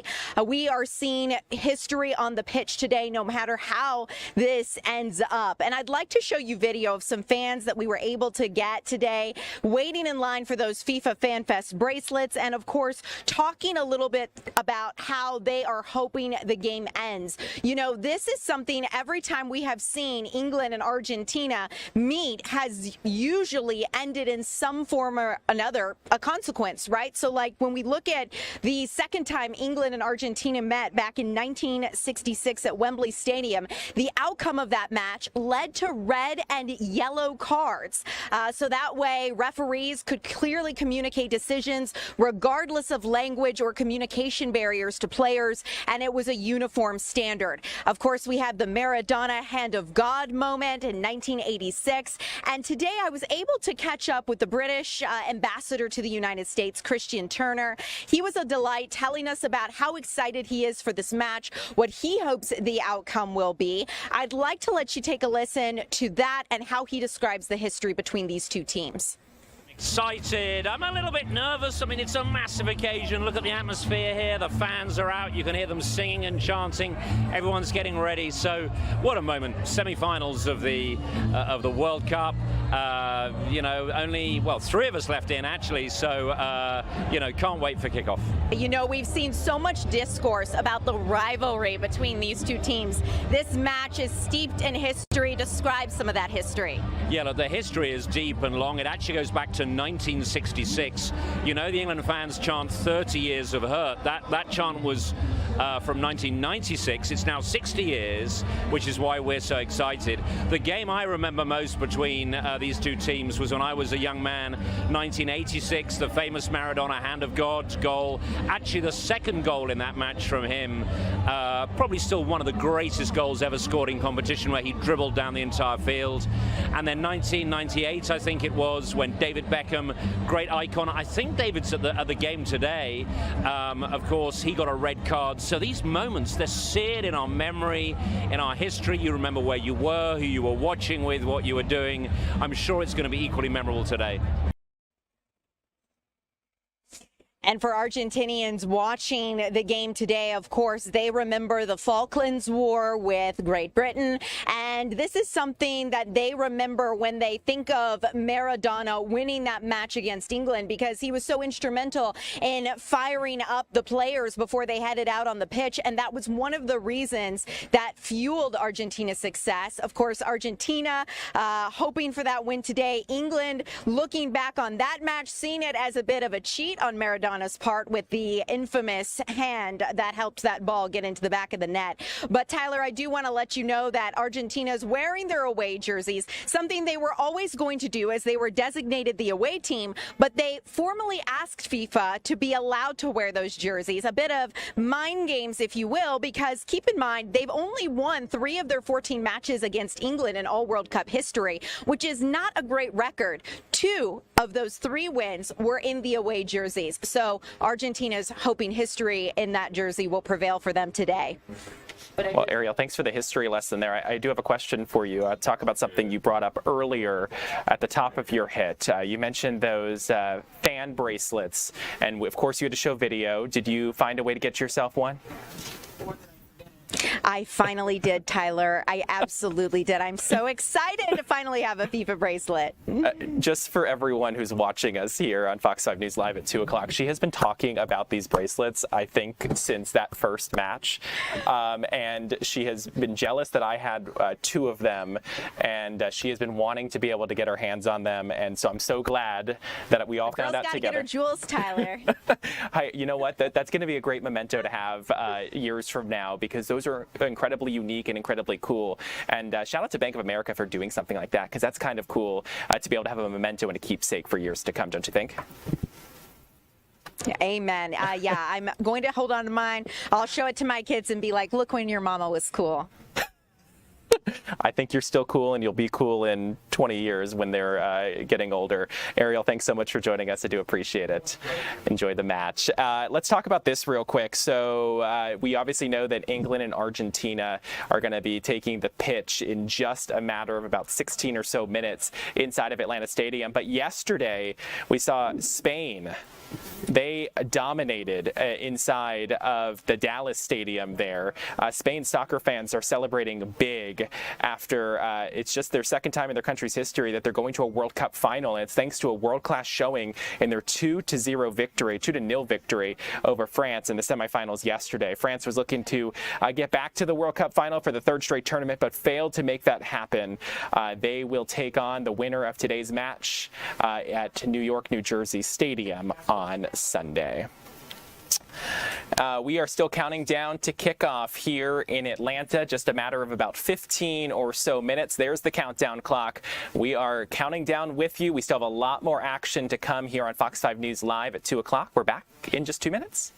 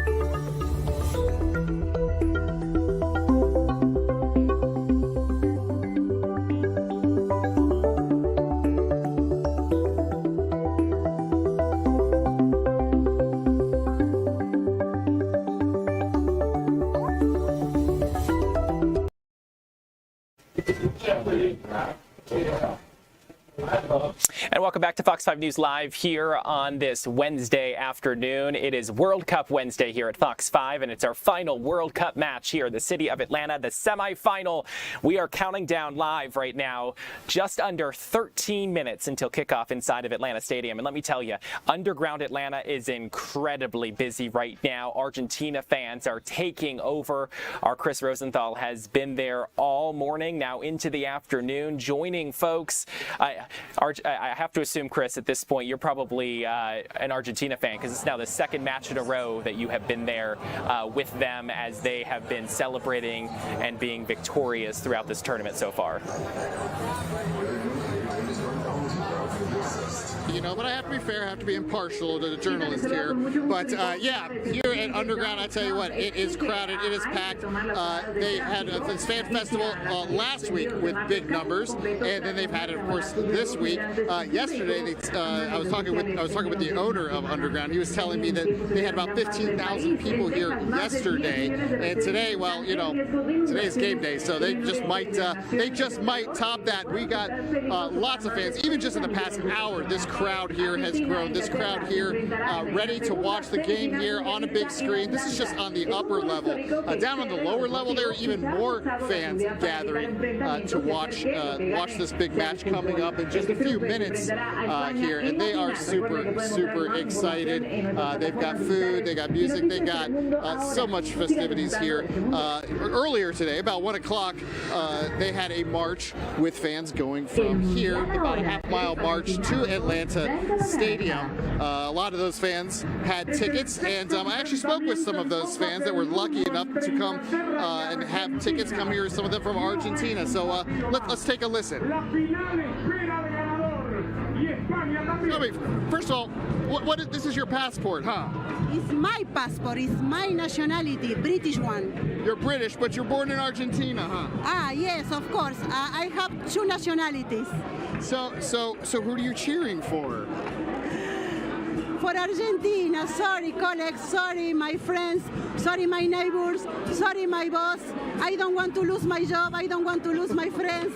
Please, sorry, but I support Argentina only for today. Tomorrow, we will the same day, normal and ordinary day. Did you come all the way from Argentina? Yes, sir. I'm from Cordoba. Oh, wow. So do you have tickets to the game? Yes, sir. I'm about to walk in right now. Oh, wow. So tell me about the passion. For those of us that don't maybe understand it, tell me about the passion that Argentina fans have. Man, it's a passion that you can never understand unless you're part of it. You know, people sell their homes, people sell their cars just to be here right now, you know. Imagine if any of your listeners are like, would you sell your home to be in this parking lot right now? That's the passion it is right there. That's the best way to describe it. Yeah, definitely tickets not cheap, but a lot of these fans here, you know, they obviously are here not in the stadium, but they are here to watch this game with their fellow Argentina fans. And you know, I'll tell you, watching them, their passion. I mean, they keep using that word passion. It's electric. The excitement that they have is incredible. They got music. I can hear some drummers deep in the crowd over there. You know, whenever they score a goal, it's really exciting to watch them jump up and down, and I can't imagine how exciting this place is going to be if Argentina wins this game today. Yeah, I mean, last week we couldn't even hear you over the cheering and the screaming. That is going to be the place to be if you're an Argentina fan and don't have a ticket today. Chris Rosenthal, thanks so much for a look at Underground Atlanta. I mean, you get to see all the Argentina fans. Thanks so much. And we have to obviously talk about the other side, England, the red and white. They have taken over the city of Atlanta as well. They are not the only, Argentina is not the only team here, especially when it comes to fans. And we sent a Maria Guzman out to monitor the English fans, and I think you made it to the Irish exit, which is just across from Atlanta Stadium. Maria, oh, yeah, look at it, the excitement. Look at it. I mean, English invasion. What's your name? David. David, where are you from? In England. Are you here visiting for the World Cup? How are you feeling? We're about 10 minutes away from it. We're going to win. No, in New York, here we come. Are you going to New York after this?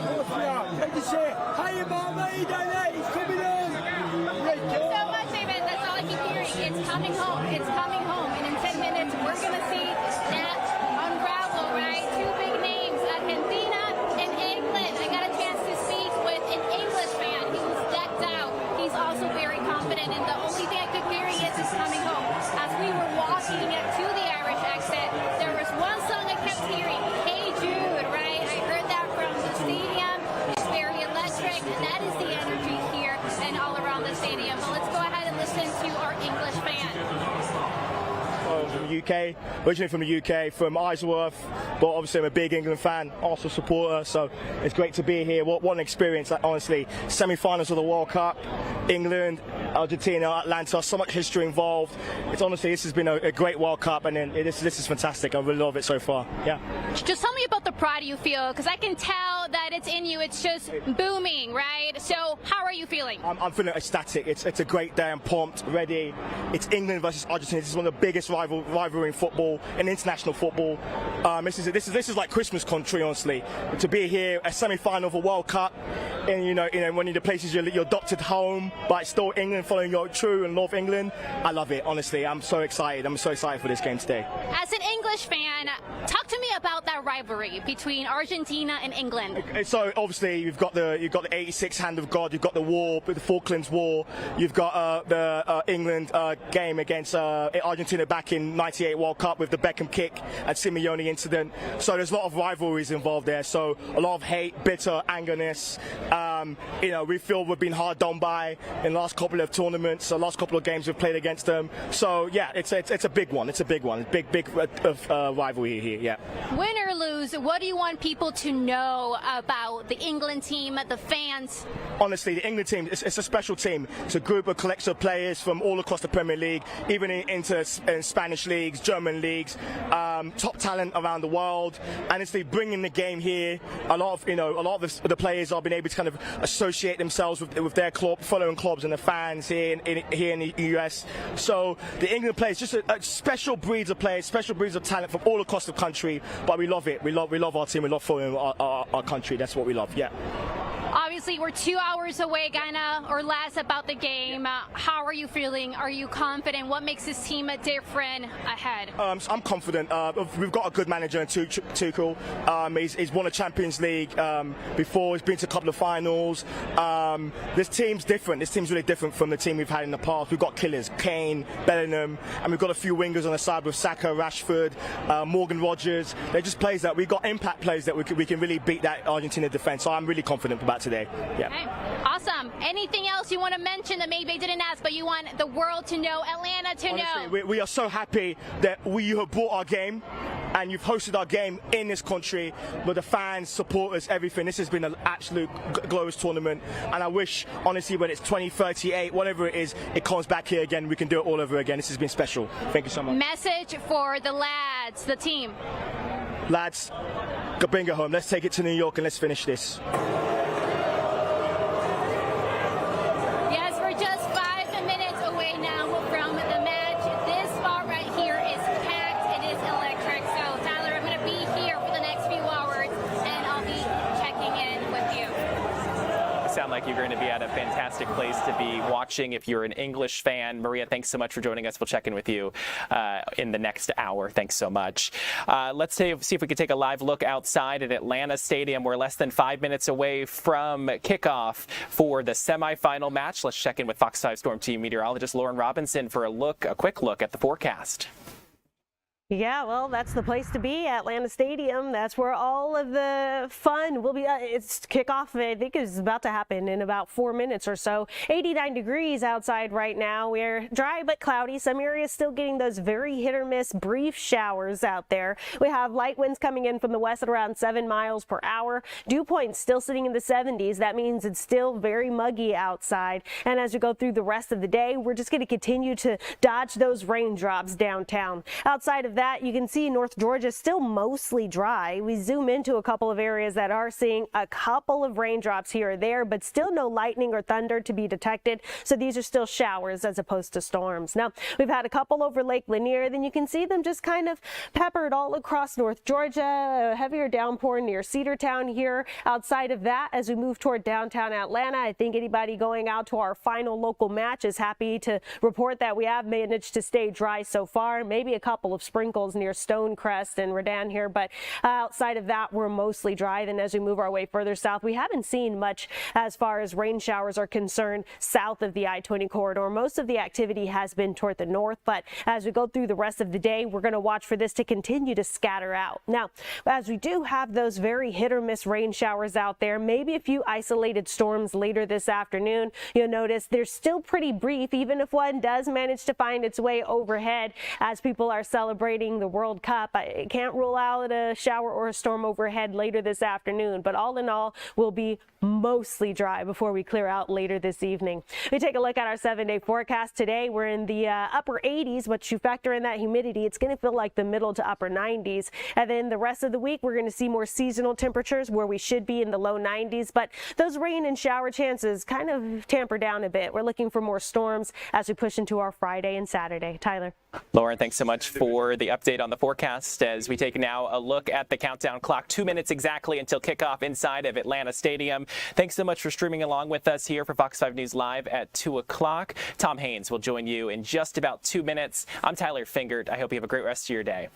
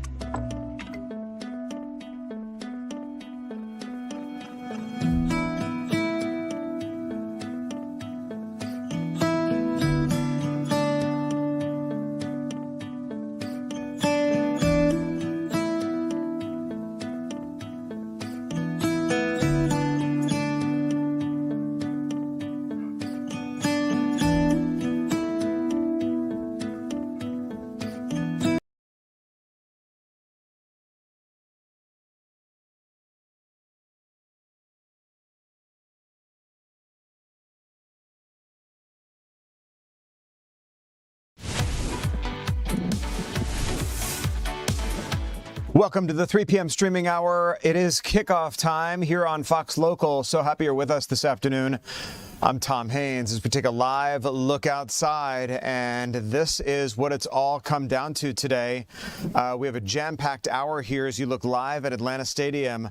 A packed house this afternoon, live from high above. The atmosphere absolutely electric inside as Argentina and England square off. Fans flooding the area for today's huge World Cup semifinal. Kickoff happening right about now between these two rivals. Tickets booked. They are big bucks to get inside that stadium. So many have packed the FIFA Fan Fest area around the stadium and in surrounding areas, underground Atlanta among them. Let's get out to our Ariel Onstott right now, who is right outside the stadium. Ariel, I just got to know, what have you seen with folks going into the stadium this afternoon? Well, Tom, I can tell you about someone who wishes they were inside right now. As you mentioned, tickets are going for thousands of dollars, and so many of these fans would do anything to be inside watching that match between Argentina and England right now. We just watched a couple of Argentinian fans jump from the upper level of a parking deck to come down and get in this fan experience area. The issue is this fan experience area is ticketed. It is the precursor purser before you go into Atlanta Stadium, so you need a stadium ticket to enter this section. Of course, he was met with police officers and escorted out, but he kept telling us he would do anything for a ticket. He wanted to be inside so badly, and I'm listening to the roar of the crowd, fans inside as this match is just underway. There is a big screen to my left where I can keep tabs on everything. It looks like a player just went down on the pitch, and at this point, this game is going to be intense. We are seeing a rivalry in World Cup history unlike anything we've experienced in terms of other rivalries from the 1966 meetup between Argentina and England that then saw the creation of red and yellow cards. FIFA decided to institute that so there would be clear communication about refs' decisions regardless of what a different team heard or what different languages meant to different players. There's also, of course, the 1986 Hand of God moment with Diego Maradona, and we spoke with the British ambassador to the United States about this match that is so historic. Take a listen to what he shared with us. Excited. I'm a little bit nervous. I mean, it's a massive occasion. Look at the atmosphere here. The fans are out. You can hear them singing and chanting. Everyone's getting ready. So, what a moment! Semi-finals of the World Cup. You know, only 3 of us left in actually. So, you know, can't wait for kickoff. You know, we've seen so much discourse about the rivalry between these two teams. This match is steeped in history. Describe some of that history. Yeah, look, the history is deep and long. It actually goes back to 1966. You know, the England fans chant 30 years of hurt. That chant was from 1996. It's now 60 years, which is why we're so excited. The game I remember most between these two teams was when I was a young man, 1986, the famous Maradona Hand of God goal. Actually, the second goal in that match from him, probably still one of the greatest goals ever scored in competition, where he dribbled down the entire field. And then 1998, I think it was, when David Beckham, great icon. I think David's at the game today. Of course, he got a red card. So these moments, they're seared in our memory, in our history. You remember where you were, who you were watching with, what you were doing. I'm sure it's going to be equally memorable today. That was Christian Turner, British ambassador to the United States, sharing his excitement with us. Now, keep in mind, as we're taking a look at the pitch today, we are going to see Argentinian in their away kits. Strategically they asked FIFA if they could wear those kits, despite them already being designated the away team. And that's because, Tom, Argentina has only won 3 of their 14 matches against England, and 2 of those wins were in the away jersey. So they're hoping history will prevail. I'm listening to the roar of the crowd as I keep my eyes on a screen here off to my left. This is going to be an insane match, Tom, and we'll keep you updated as the afternoon progresses. Well, you know, it was so inspirational to see in the lead up to this match.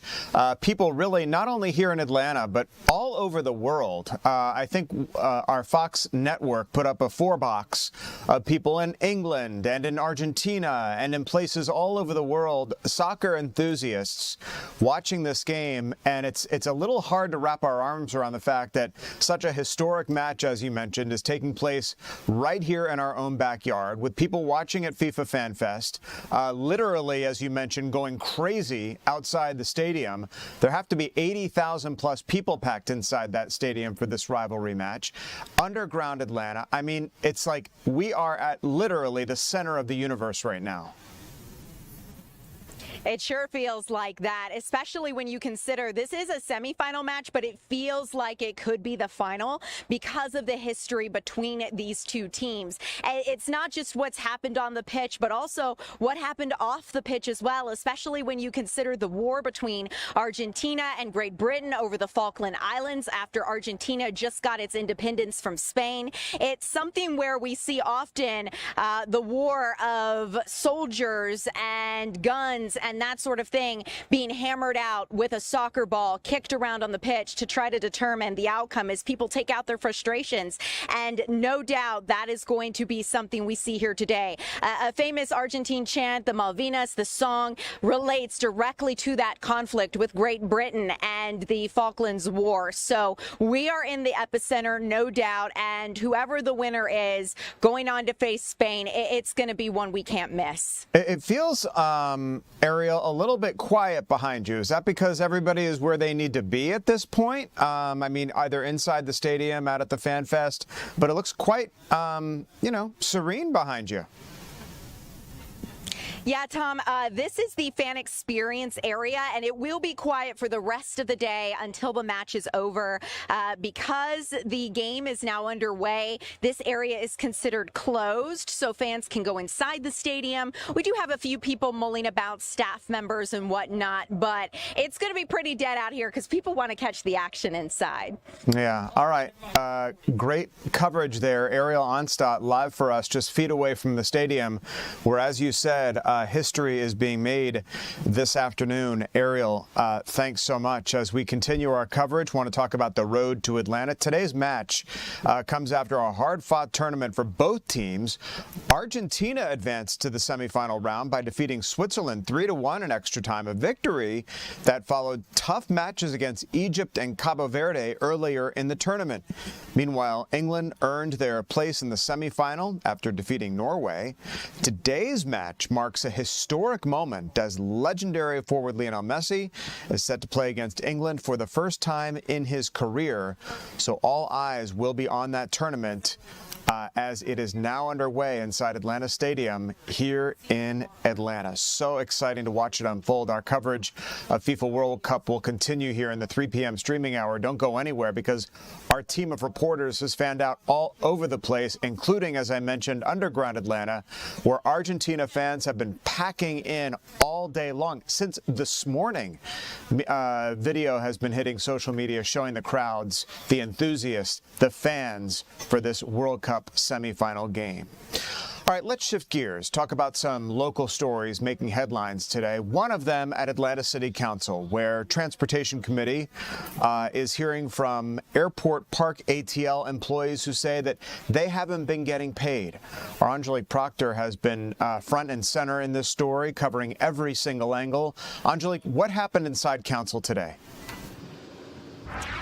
Well, good afternoon to you, Tom. Council members got an earful. This all came out last Monday during regular council, and what we learned today is that city officials have been working overtime, working through the weekend to try to find out why this happened, why these Park ATL employees were not getting their payroll checks on time. And in fact, one council member said this was as big a mess as the Falcons blowing the lead in 2017. So that, of course, as you know, was a disaster. Now, the vendors responsible for this contract were there today. A lot of the people that I couldn't reach about this story were front and center today to sort of explain to council members exactly what has happened. Now, the new pledge is that the city's Transportation Committee today will get these union representatives who brought these issues forward. These allegations included that employees were not getting paid on time, that they were not getting their proper amount of money, that they weren't even receiving pay stubs, if you can believe that. There was also complaints that union dues were not being paid, that insurance premiums were not being paid. There were also some employees that were being paid by Cash App and Zelle. So today, the city had done a lot of research, and they explained how all of this happened. So let's take a listen. The union has raised some serious concerns regarding Vector's business practices, and I am here to assure you that we are taking those concerns very seriously. To the best of our knowledge, currently there are no amounts owed the union or to any Vector employee. There are certainly issues that need to be resolved, but we feel that we have a clear path forward. There were some concerns based on the council meeting 3 major concerns were brought to the attention of OCC. One was around the insurance premiums. The second one was about the payroll and the documentation. And the very last one was around the union dues. My office has been in touch with them all weekend, ever since we got the information, and I have, as of yesterday, received documentation proof of some of the things that has been cured. One, meaning the payments to the union was submitted on July 14th. I do have the documentation that shows verification of that. The payroll, ADP, I think the occurrence of the payroll was because there was a provider that was providing the service to the subcontract effector, and they lost the services. In that time, they began to do the services themselves, and now you have an issue of the payroll and all the inconsistencies with the timing of getting paid and getting paid in the afternoon and getting paid a day later, all of the things. They have confirmed with me they have renewed the contract with ADP. They are starting as of payroll July 28th. They're going to be using the services again, which is in the services for the entire time of the contract. So Vector Transportation had been doing their own payroll, but they now have rehired ADP. That will start July the 28th, but several of the employees confronted the owner of Vector outside of the council meeting this afternoon, right there at the elevator doors, complaining further. Take a listen to what happened there. These employees have had payroll issues from day one. And the problem that we have is that we've attempted to communicate with your team. We've attempted on so many occasions.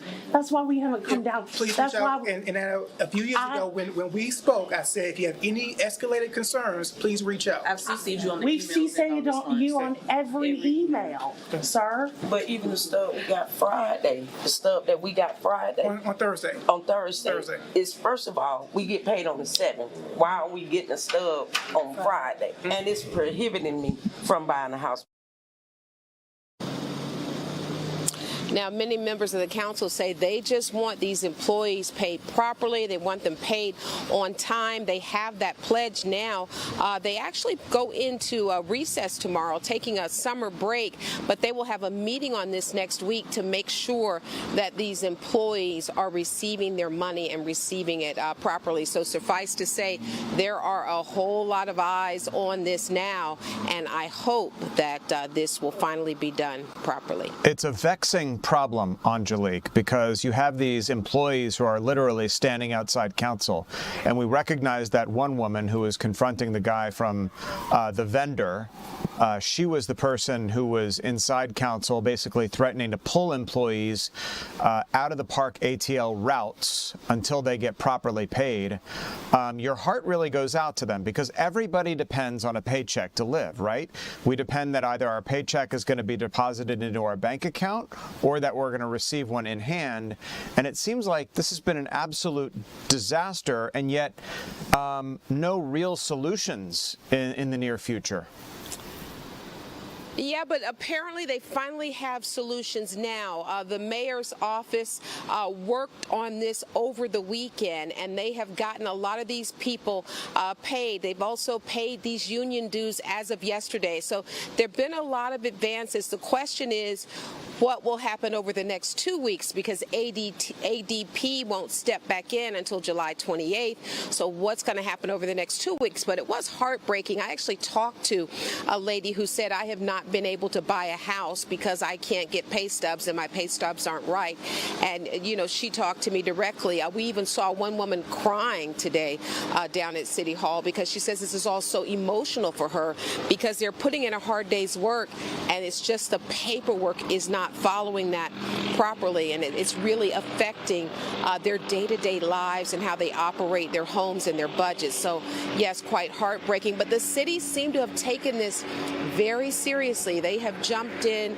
Antonio Lewis has been very involved. We heard several council members today, even Thomas Worthy was the one who said, we have got to get this right. So a lot of people looking at this now, Tom. Yeah, no doubt. Thanks in part to your coverage of this story. And it's nice to hear that, Angelique, that the mayor's office got involved and that city council is getting its act together so that these people can get the payment that they deserve after a hard day's work.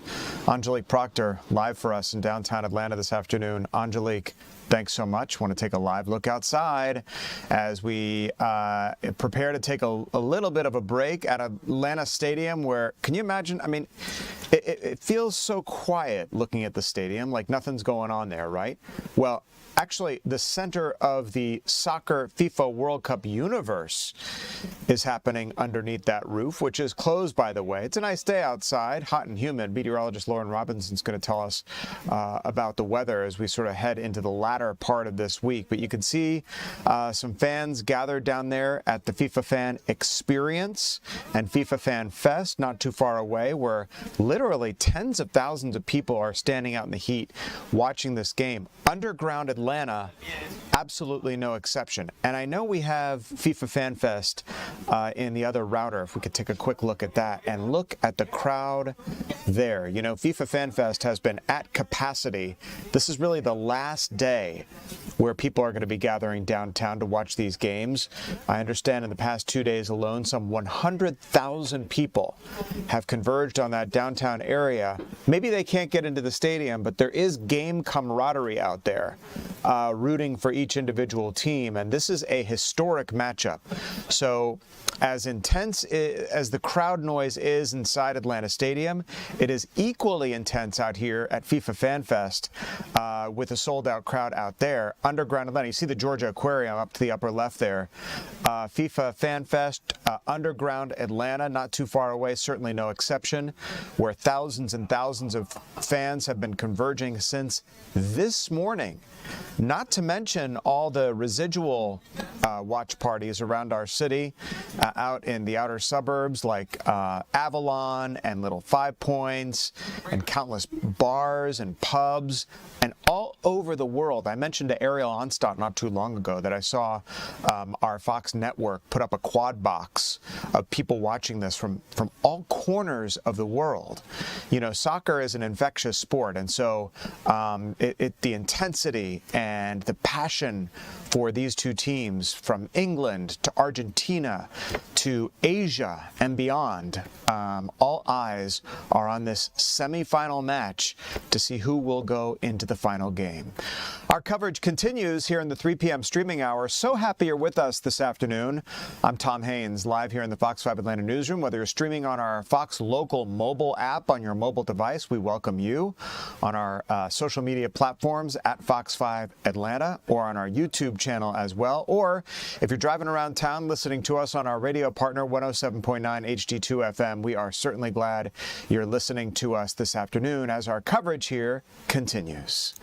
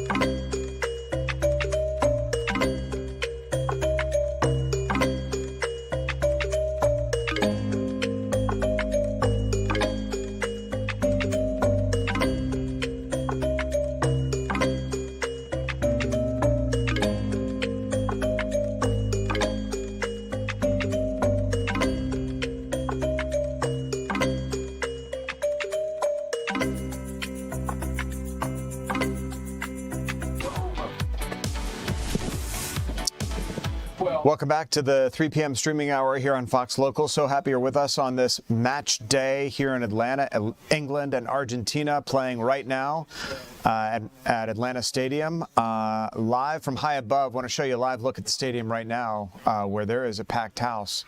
Tens of thousands of people inside there watching these two rival teams play off. The atmosphere absolutely electric inside the stadium as fans have been flooding the downtown area today, really since early this morning. It is a huge World Cup semifinal game, and it's happening right here in our city. Kickoff happening just about 22 minutes ago between these two rival teams, England, Argentina. Tens of thousands of fans at the FIFA Fan Fest experience, which we just showed you not too long ago. Underground Atlanta as well, and all the residual viewing parties around our city. Tickets extraordinarily expensive, and that's why if you're not inside the stadium, you are outside keeping track of this game. We see it's not too bad of a day out there, minus the heat and the humidity outside. Meteorologist Lauren Robinson has been tracking this forecast for us all week long and is here to tell us now if this heat, Lauren, and this humidity are going to last. And say it's gonna last. We are seeing it in full force today, though. Those temperatures by themselves not too bad. We're gonna max out in the 80s today, which is actually a little bit below average, but it's that humidity that's doing us in. It's pretty muggy out there. Now we have another live look outside at Atlanta Stadium, where, as Tom was just saying, oh, it is a packed, very busy day for our last local match. It's so sad to come to an end. We're at 89 degrees. We're dry, but quite a bit of cloud cover out there. Light winds coming in from the west at 7 miles per hour. And these dew points in the 70s means it's pretty muggy out there, sticky if you have to be out for any extended periods of time, so make sure you're still hydrating. And we, in the last 24 hours, have received just under an inch of rain, but yesterday as a whole, we received just over an inch and a quarter, so a good amount of rainfall for our day yesterday. Today, we're just going to see a couple of light rain showers, mostly just sprinkles across North Georgia.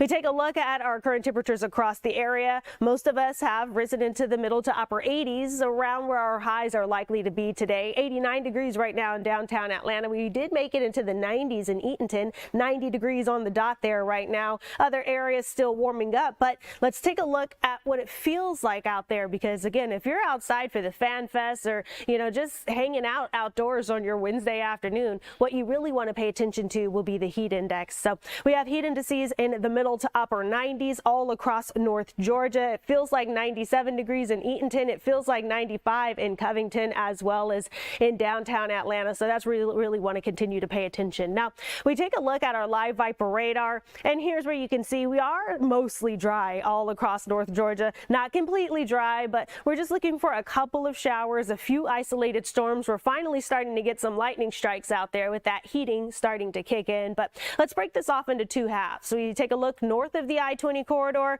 just a couple of showers here and there. We have a few over Lawrenceville, a couple near Jasper, a couple near Dalton, a little storm near Blairsville, another one off in Polk County there, Floyd County. We're going to continue to just watch for these very brief showers. They're not going to last too long if they do pop up overhead, but still something to be aware of.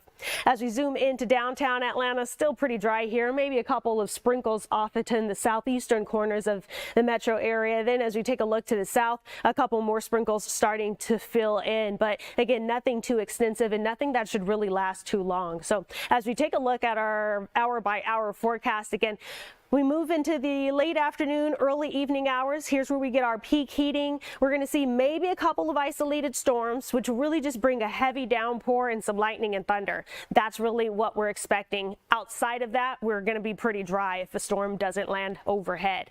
Now, as we move through this evening, we're going to start to clear out a bit, and we take a look at what's in store over the next few days. Well, we're going to see those low 90s stick around, and these are actually where temperatures are supposed to be this time of year. We're also going to dry out quite a bit. We are looking for more storm chances, maybe Friday and Saturday. Outside of that, we're just looking for very brief pop-up showers, maybe an isolated storm here or there. More of that weather that we're used to in the summertime in the south. Tom. Yeah, it looks pretty consistent out there. As you said, summertime weather made to order. Meteorologist Lauren Robinson. Lauren, thanks.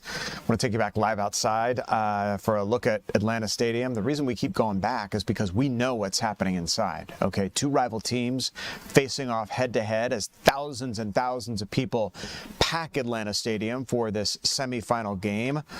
Take a look at the scene in advance of kickoff today, captured by our own general manager, Bill Schneider. This was the scene coming into the stadium.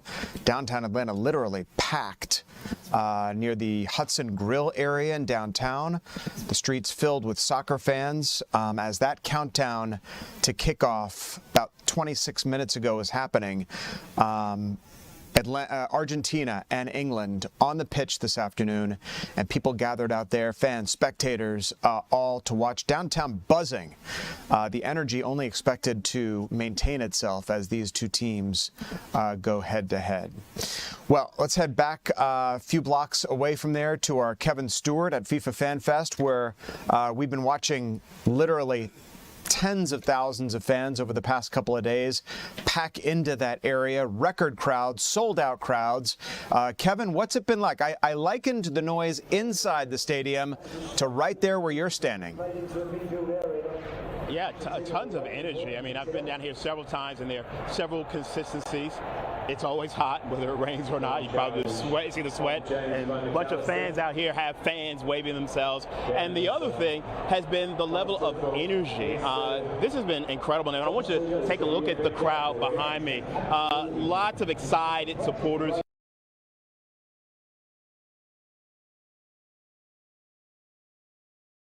Powder blue and white jerseys. Those are the Argentine fans, the Argentina fans, and they are here loud and proud and super excited. We saw them bedlam when they announced Messi.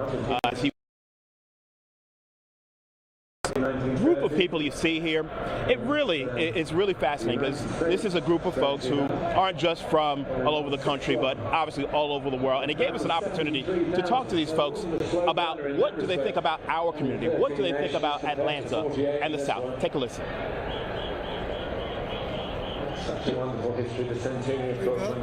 The city, it's clean. It's I think the downtown is very pretty, and seeing all the people together, it's very nice. The food is good. I've been here last day. It was good, as you said, original Atlantic food, and it's a fun city, and I'm sure I'll be back again.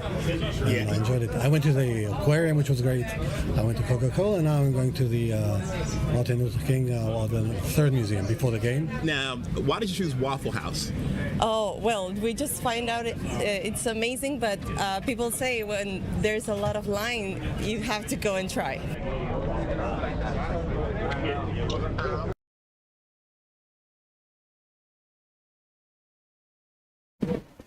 Football Hall of Fame, obviously.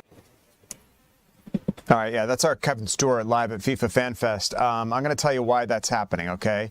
Kevin Stewart is literally standing in the middle of about, I don't know, 10, 15,000 people behind him. Imagine the cellular activity happening in that sea of people. And so that's why Kevin's shot gets interrupted now and again, because so many people are trying to dial into these networks that these lines are totally clogged. People are putting out social media posts. Hey, look at me down at the FIFA Fan Fest. People making calls to their loved ones. I'm down here in downtown Atlanta watching the game. I mean, literally everything is happening down there, not to mention what's happening inside the stadium with people posting in there too. So we live in a world of social media where everybody is on their device, everybody's having fun, everybody wants to share their experience, and that's exactly what they're doing. So when we have a live reporter standing in the middle of all that, our live reporters connect to us via cell towers, okay, and sometimes that gets interrupted with all of the activity happening in the downtown area, which you could see behind Kevin is robust at this point. 2 sold-out days at the FIFA Fan Fest, collectively 100,000 people packing that venue. boy, officials down there have pulled it off without a hitch. I mean, these 8 games spanning, what, 4 to 6 weeks in our city have been picture perfect. Today, likely no exception to that.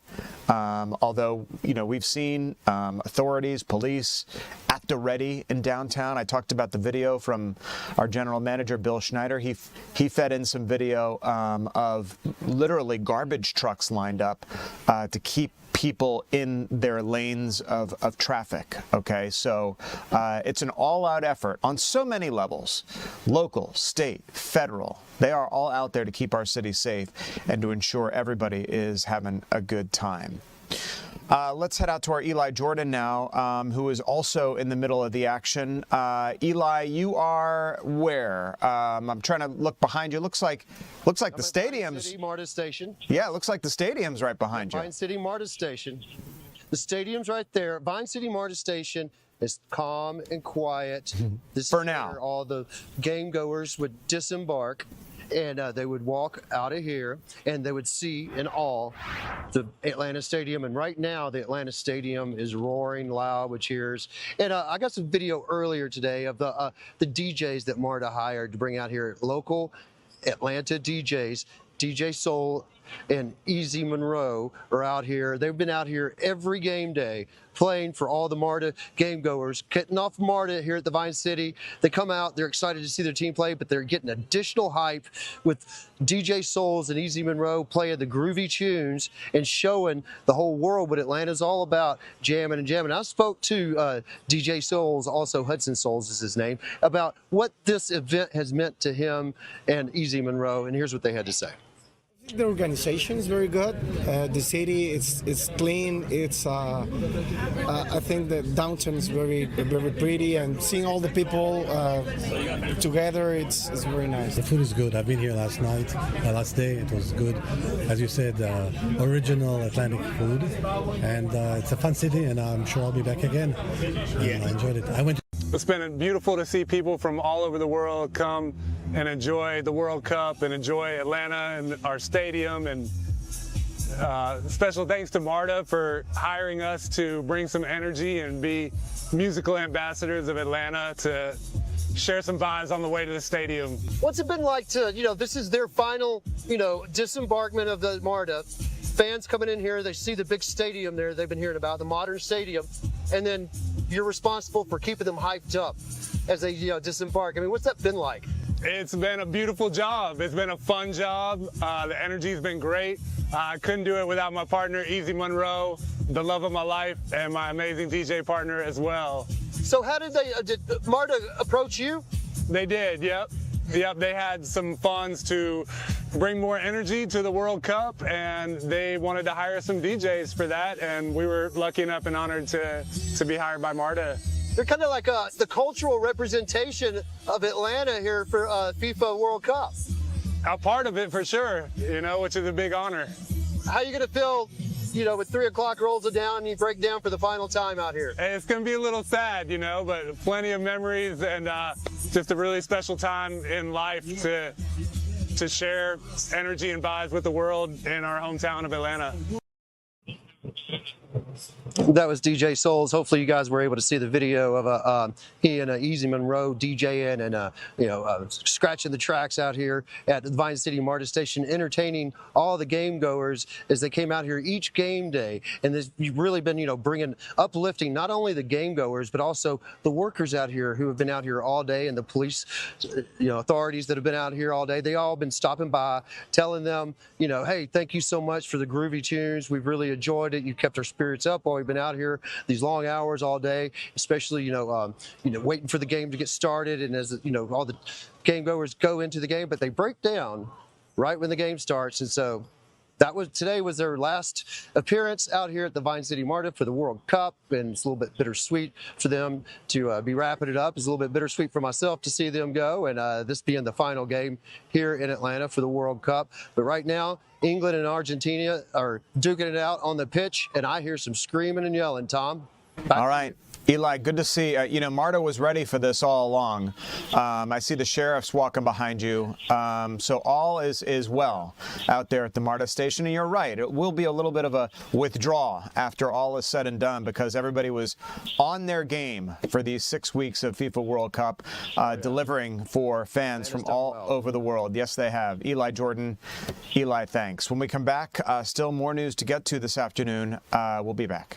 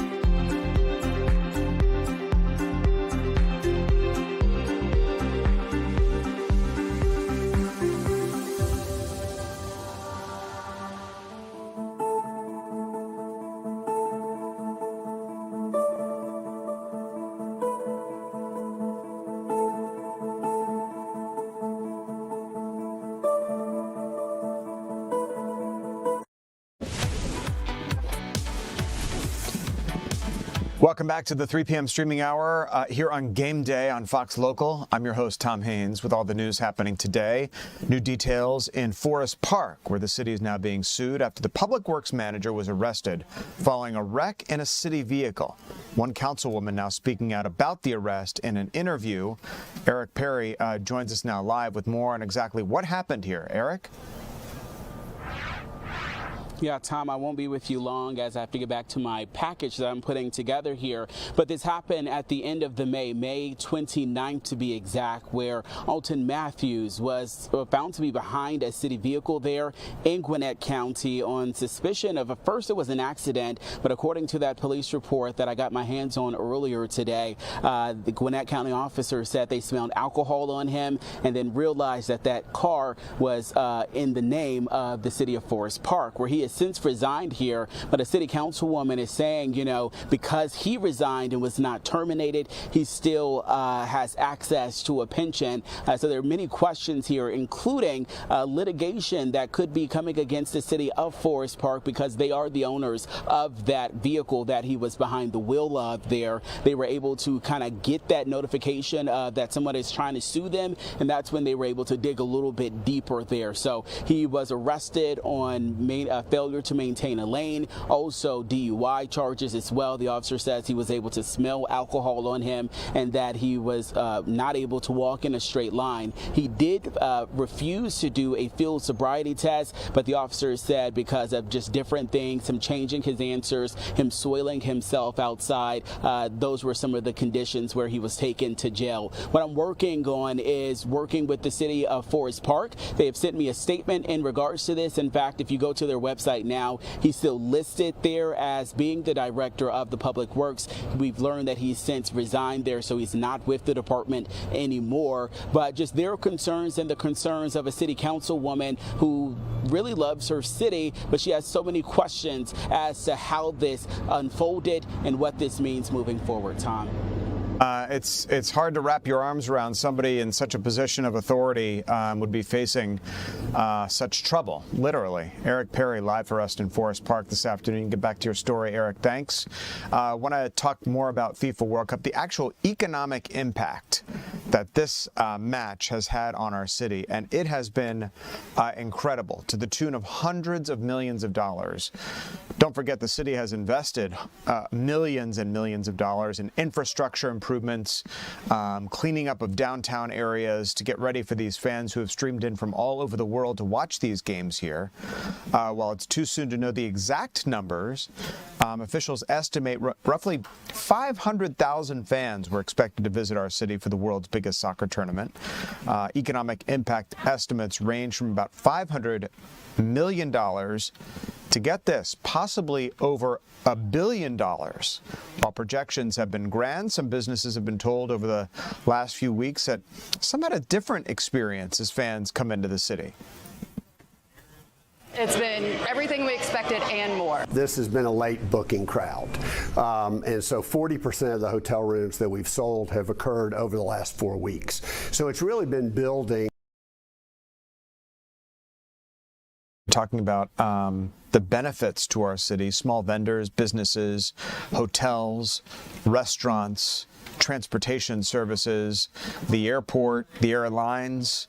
I mean, it's been an economic boom, not only for Atlanta, but for all of the host cities spread out across the United States, Canada, and Mexico.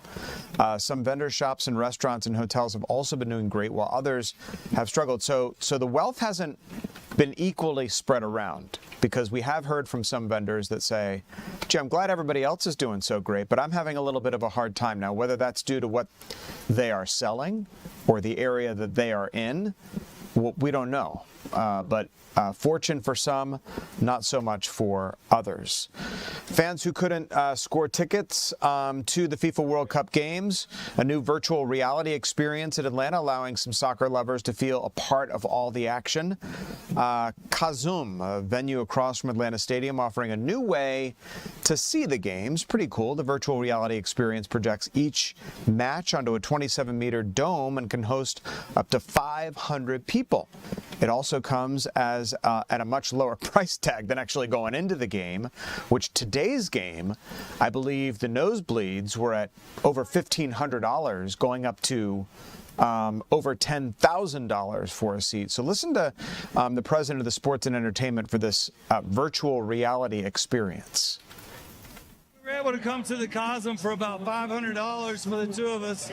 Going to the game, the tickets that we were looking at were about $2,500 to $3,000 a piece. So being able to stay home, being able to be at the Cosm and experience it here and not have to travel, absolutely amazing. It's no different than being in the Mercedes-Benz. It feels as great, as vivid. It's even better. I have better seats here. Actual game, if I would have planned before, I would have been there. The prices right now for semifinal is crazy, like $15,000 per person. So I cannot afford that. So it's a 27-meter dome made up of thousands of LED tiles, all stitched together to create this display. It's about 14 meters from floor to ceiling. At the World Cup right now, we'll have at least 5 cameras at every game that we produce. Maybe more as we progress a little bit, maybe a few more tomorrow. And we put those cameras in the best seats in the house. So we're taking our fans that come into the Dome and giving them views that they really couldn't get unless they were sitting in the best seats. An incredible experience. If you can't go to the game, you have this virtual reality experience set up not too far from the actual venue. And the president there of this company saying that we have cameras in all the best places in the stadium, so you feel like you're right there. This World Cup experience, they've done such a good job providing ways for people to watch these games if they can't afford necessarily to go inside the stadium. Both people who have traveled here from around the world just to be part of the experience. All right, just because I can't get into the stadium and I'm from Argentina doesn't mean I can't fly up here and be in the moment just feet away from where this game is happening. Whether you're at FIFA Fan Fest in downtown, whether you're at Underground Atlanta, whether you're at one of these bars and pubs in Decatur or Avalon or Little 5 Points or wherever these events are happening, you're here. You're here where all the action is. And after today's game, we are anticipating some celebrations in the streets, which of course we'll be covering live right here on Fox 5. Both Fox 5, our broadcast channel, and here on Fox Local. All right. As we continue, and speaking of, we're not done with all the excitement out at these fan experiences. Our Maria Guzman, Chris Rosenthal are going to join us as we continue.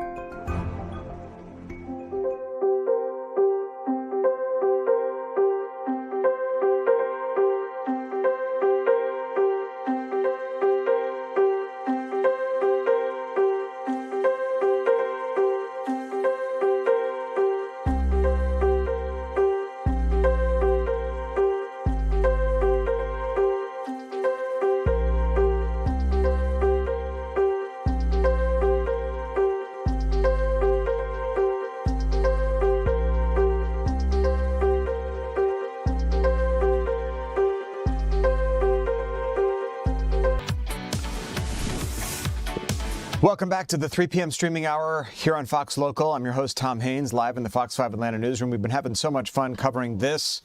It's hard to believe, right? The last game of the FIFA World Cup experience here in our city, and we are going out with a bang as Argentina and England face off against one another. Let's get out to our Maria Guzman. The players, Maria, not the only ones making headlines. England's supporters turning to the streets in a sea of white and red, bringing songs, chants, you name it, they're bringing it.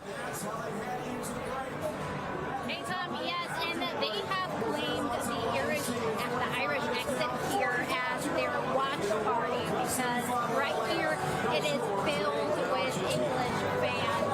Actually, it's all ice on the screens right now. That's why everyone's kind of huddled inside and trying to beat the heat, but also keep the eyes on the screen. But it's been cool, you know. I'm going to really miss having all the Irish fans here in Atlanta because they're really fun. They're very passionate about the game. They're all about being in the moment.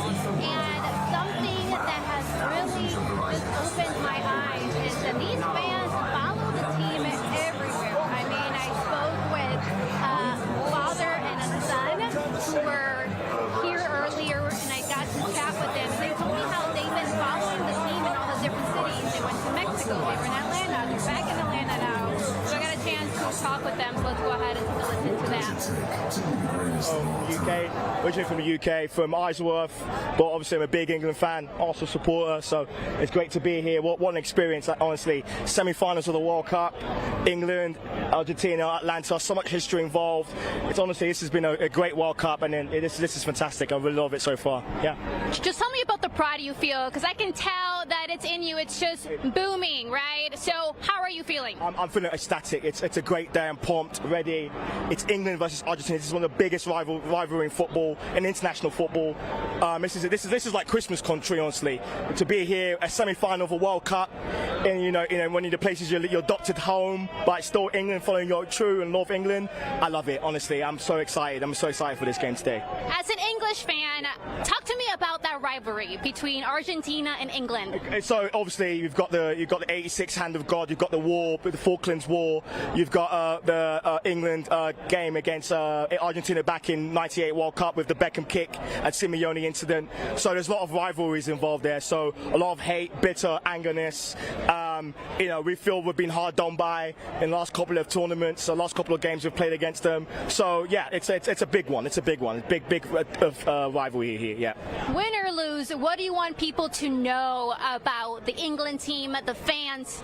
Honestly, the England team, it's a special team. It's a group of collection of players from all across the Premier League, even into Spanish leagues, German leagues, top talent around the world. Honestly, bringing the game here, a lot of the players have been able to kind of associate themselves with their club, following clubs, and the fans here in the US. So the England players, just a special breeds of players, special breeds of talent from all across the country. But we love it. We love our team. We love following our country. That's what we love. Yeah. Obviously, we're 2 hours away, kinda, or less, about the game. How are you feeling? Are you confident? What makes this team different ahead? I'm confident. We've got a good manager in Tuchel. He's won a Champions League before. He's been to a couple of finals. This team's different. This team's really different from the team we've had in the past. We've got killers, Kane, Bellingham, and we've got a few wingers on the side with Saka, Rashford, Morgan Rogers. They're just players that we've got impact players that we can really beat that Argentina defense. So I'm really confident about today. Yeah. Okay. Awesome. Anything else you want to mention that maybe I didn't ask, but you want the world to know, Atlanta to Honestly, know? We are so happy that you have brought our game and you've hosted our game in this country with the fans, supporters, everything. This has been an absolute glorious tournament, and I wish, honestly, when it's 2038, whatever it is, it comes back here again. We can do it all over again. This has been special. Thank you so much. Message for the lads, the team. Lads, go bring it home. Let's take it to New York and let's finish this. So you guys just heard actually from Joseph, another fan who is from England, very passionate. He's actually going to the game. He's going to be hanging around. But I want you guys to go ahead and stick around with us, because I want you guys to listen to that father and the son interview I did. Very special, very exciting. But we're going to be here for the next 3 hours. Come on, England! What's he doing here? What's he doing here? Hey, how confident are you? So far, we're 1 hour into the game. Very confident. We've been playing unbelievable. The ref has been somewhat unfair, I think, to England. We're not giving enough cards to the Argentinians, but you look at their team, they're fired up. Clearly, their team on paper is coming home. There'll be no Messi in New York. Come on, England. Thank you so much, Tom. That's what I've been hearing. Coming home. A lot of passionate fans here. The enthusiasm. By the way, we're hearing more from your camera than we are your microphone, Maria. I don't know if that was a technical problem or what, but so amazing to see and hear all those fans out there where you are. Maria Guzman live with Team England and all the fans and the analysis into this game, the players on the pitch. That guy you talked to knew what he was talking about. Let's head to Underground Atlanta, something else we've been talking about here for a while, where tens of thousands of people are gathered there. They've been gathering there since this morning when we saw a social media post of fans arriving in the early morning hours to be able to watch this game. Our Chris Rosenthal live out there in the middle of the action with Team Argentina. Chris? Yeah, over here at Underground, they have rolled out the red carpet for the Argentina fans. They were showing up here yesterday. They estimate about 15,000 showed up here yesterday to pregame, and I'll tell you, thousands more here today. Many arrived this morning and went for a march. Those with tickets went for a march from here to the stadium, to Atlanta Stadium, about a half mile. And then a lot of folks who didn't have tickets or people without tickets came here, and they are now here watching the game. They got it on the upstairs screen, the downstairs screens. They've got their banners up. Now, right now, they're in halftime, so a lot of people have dispersed to go get a drink, maybe some something to eat, maybe some Fernet, which is it's a special Argentinian drink. But these fans, they are excited. They are passionate. And I've got one of the fans here. I've got Carlos here. He's from Argentina. Hey, Atlanta. Hey, Atlanta. Good to see you. What does this game mean to you as an Argentina fan? The what? What does this game mean to you? Scam. Yeah, scamming about tickets. Tell me about the passion that you guys have. You saw it yesterday. It was crazy. You know, you didn't see how many policemen around the stadiums today at the stadium. This is different. This is how we are. This is our flags, our jerseys. You look at the different clubs from Argentina. They all came here with no tickets. The prices are crazy. So even though we came here, so we have this party. So we show Atlanta with Egypt a week before. So now we're showing you again what Argentina is. What do you think the score will be? I don't know what I say, but we're gonna win. We'll see. We have to play it. There's all right. 45 minutes left. 45 minutes left in that game, and we're going to hang out here and watch it with the Argentina fans. They are excited, they are passionate, and we will see what happens. So who knows what it will be by the time this game is all said and done. This semifinal match between Argentina and England. Chris Rosenthal hanging out with Team Argentina.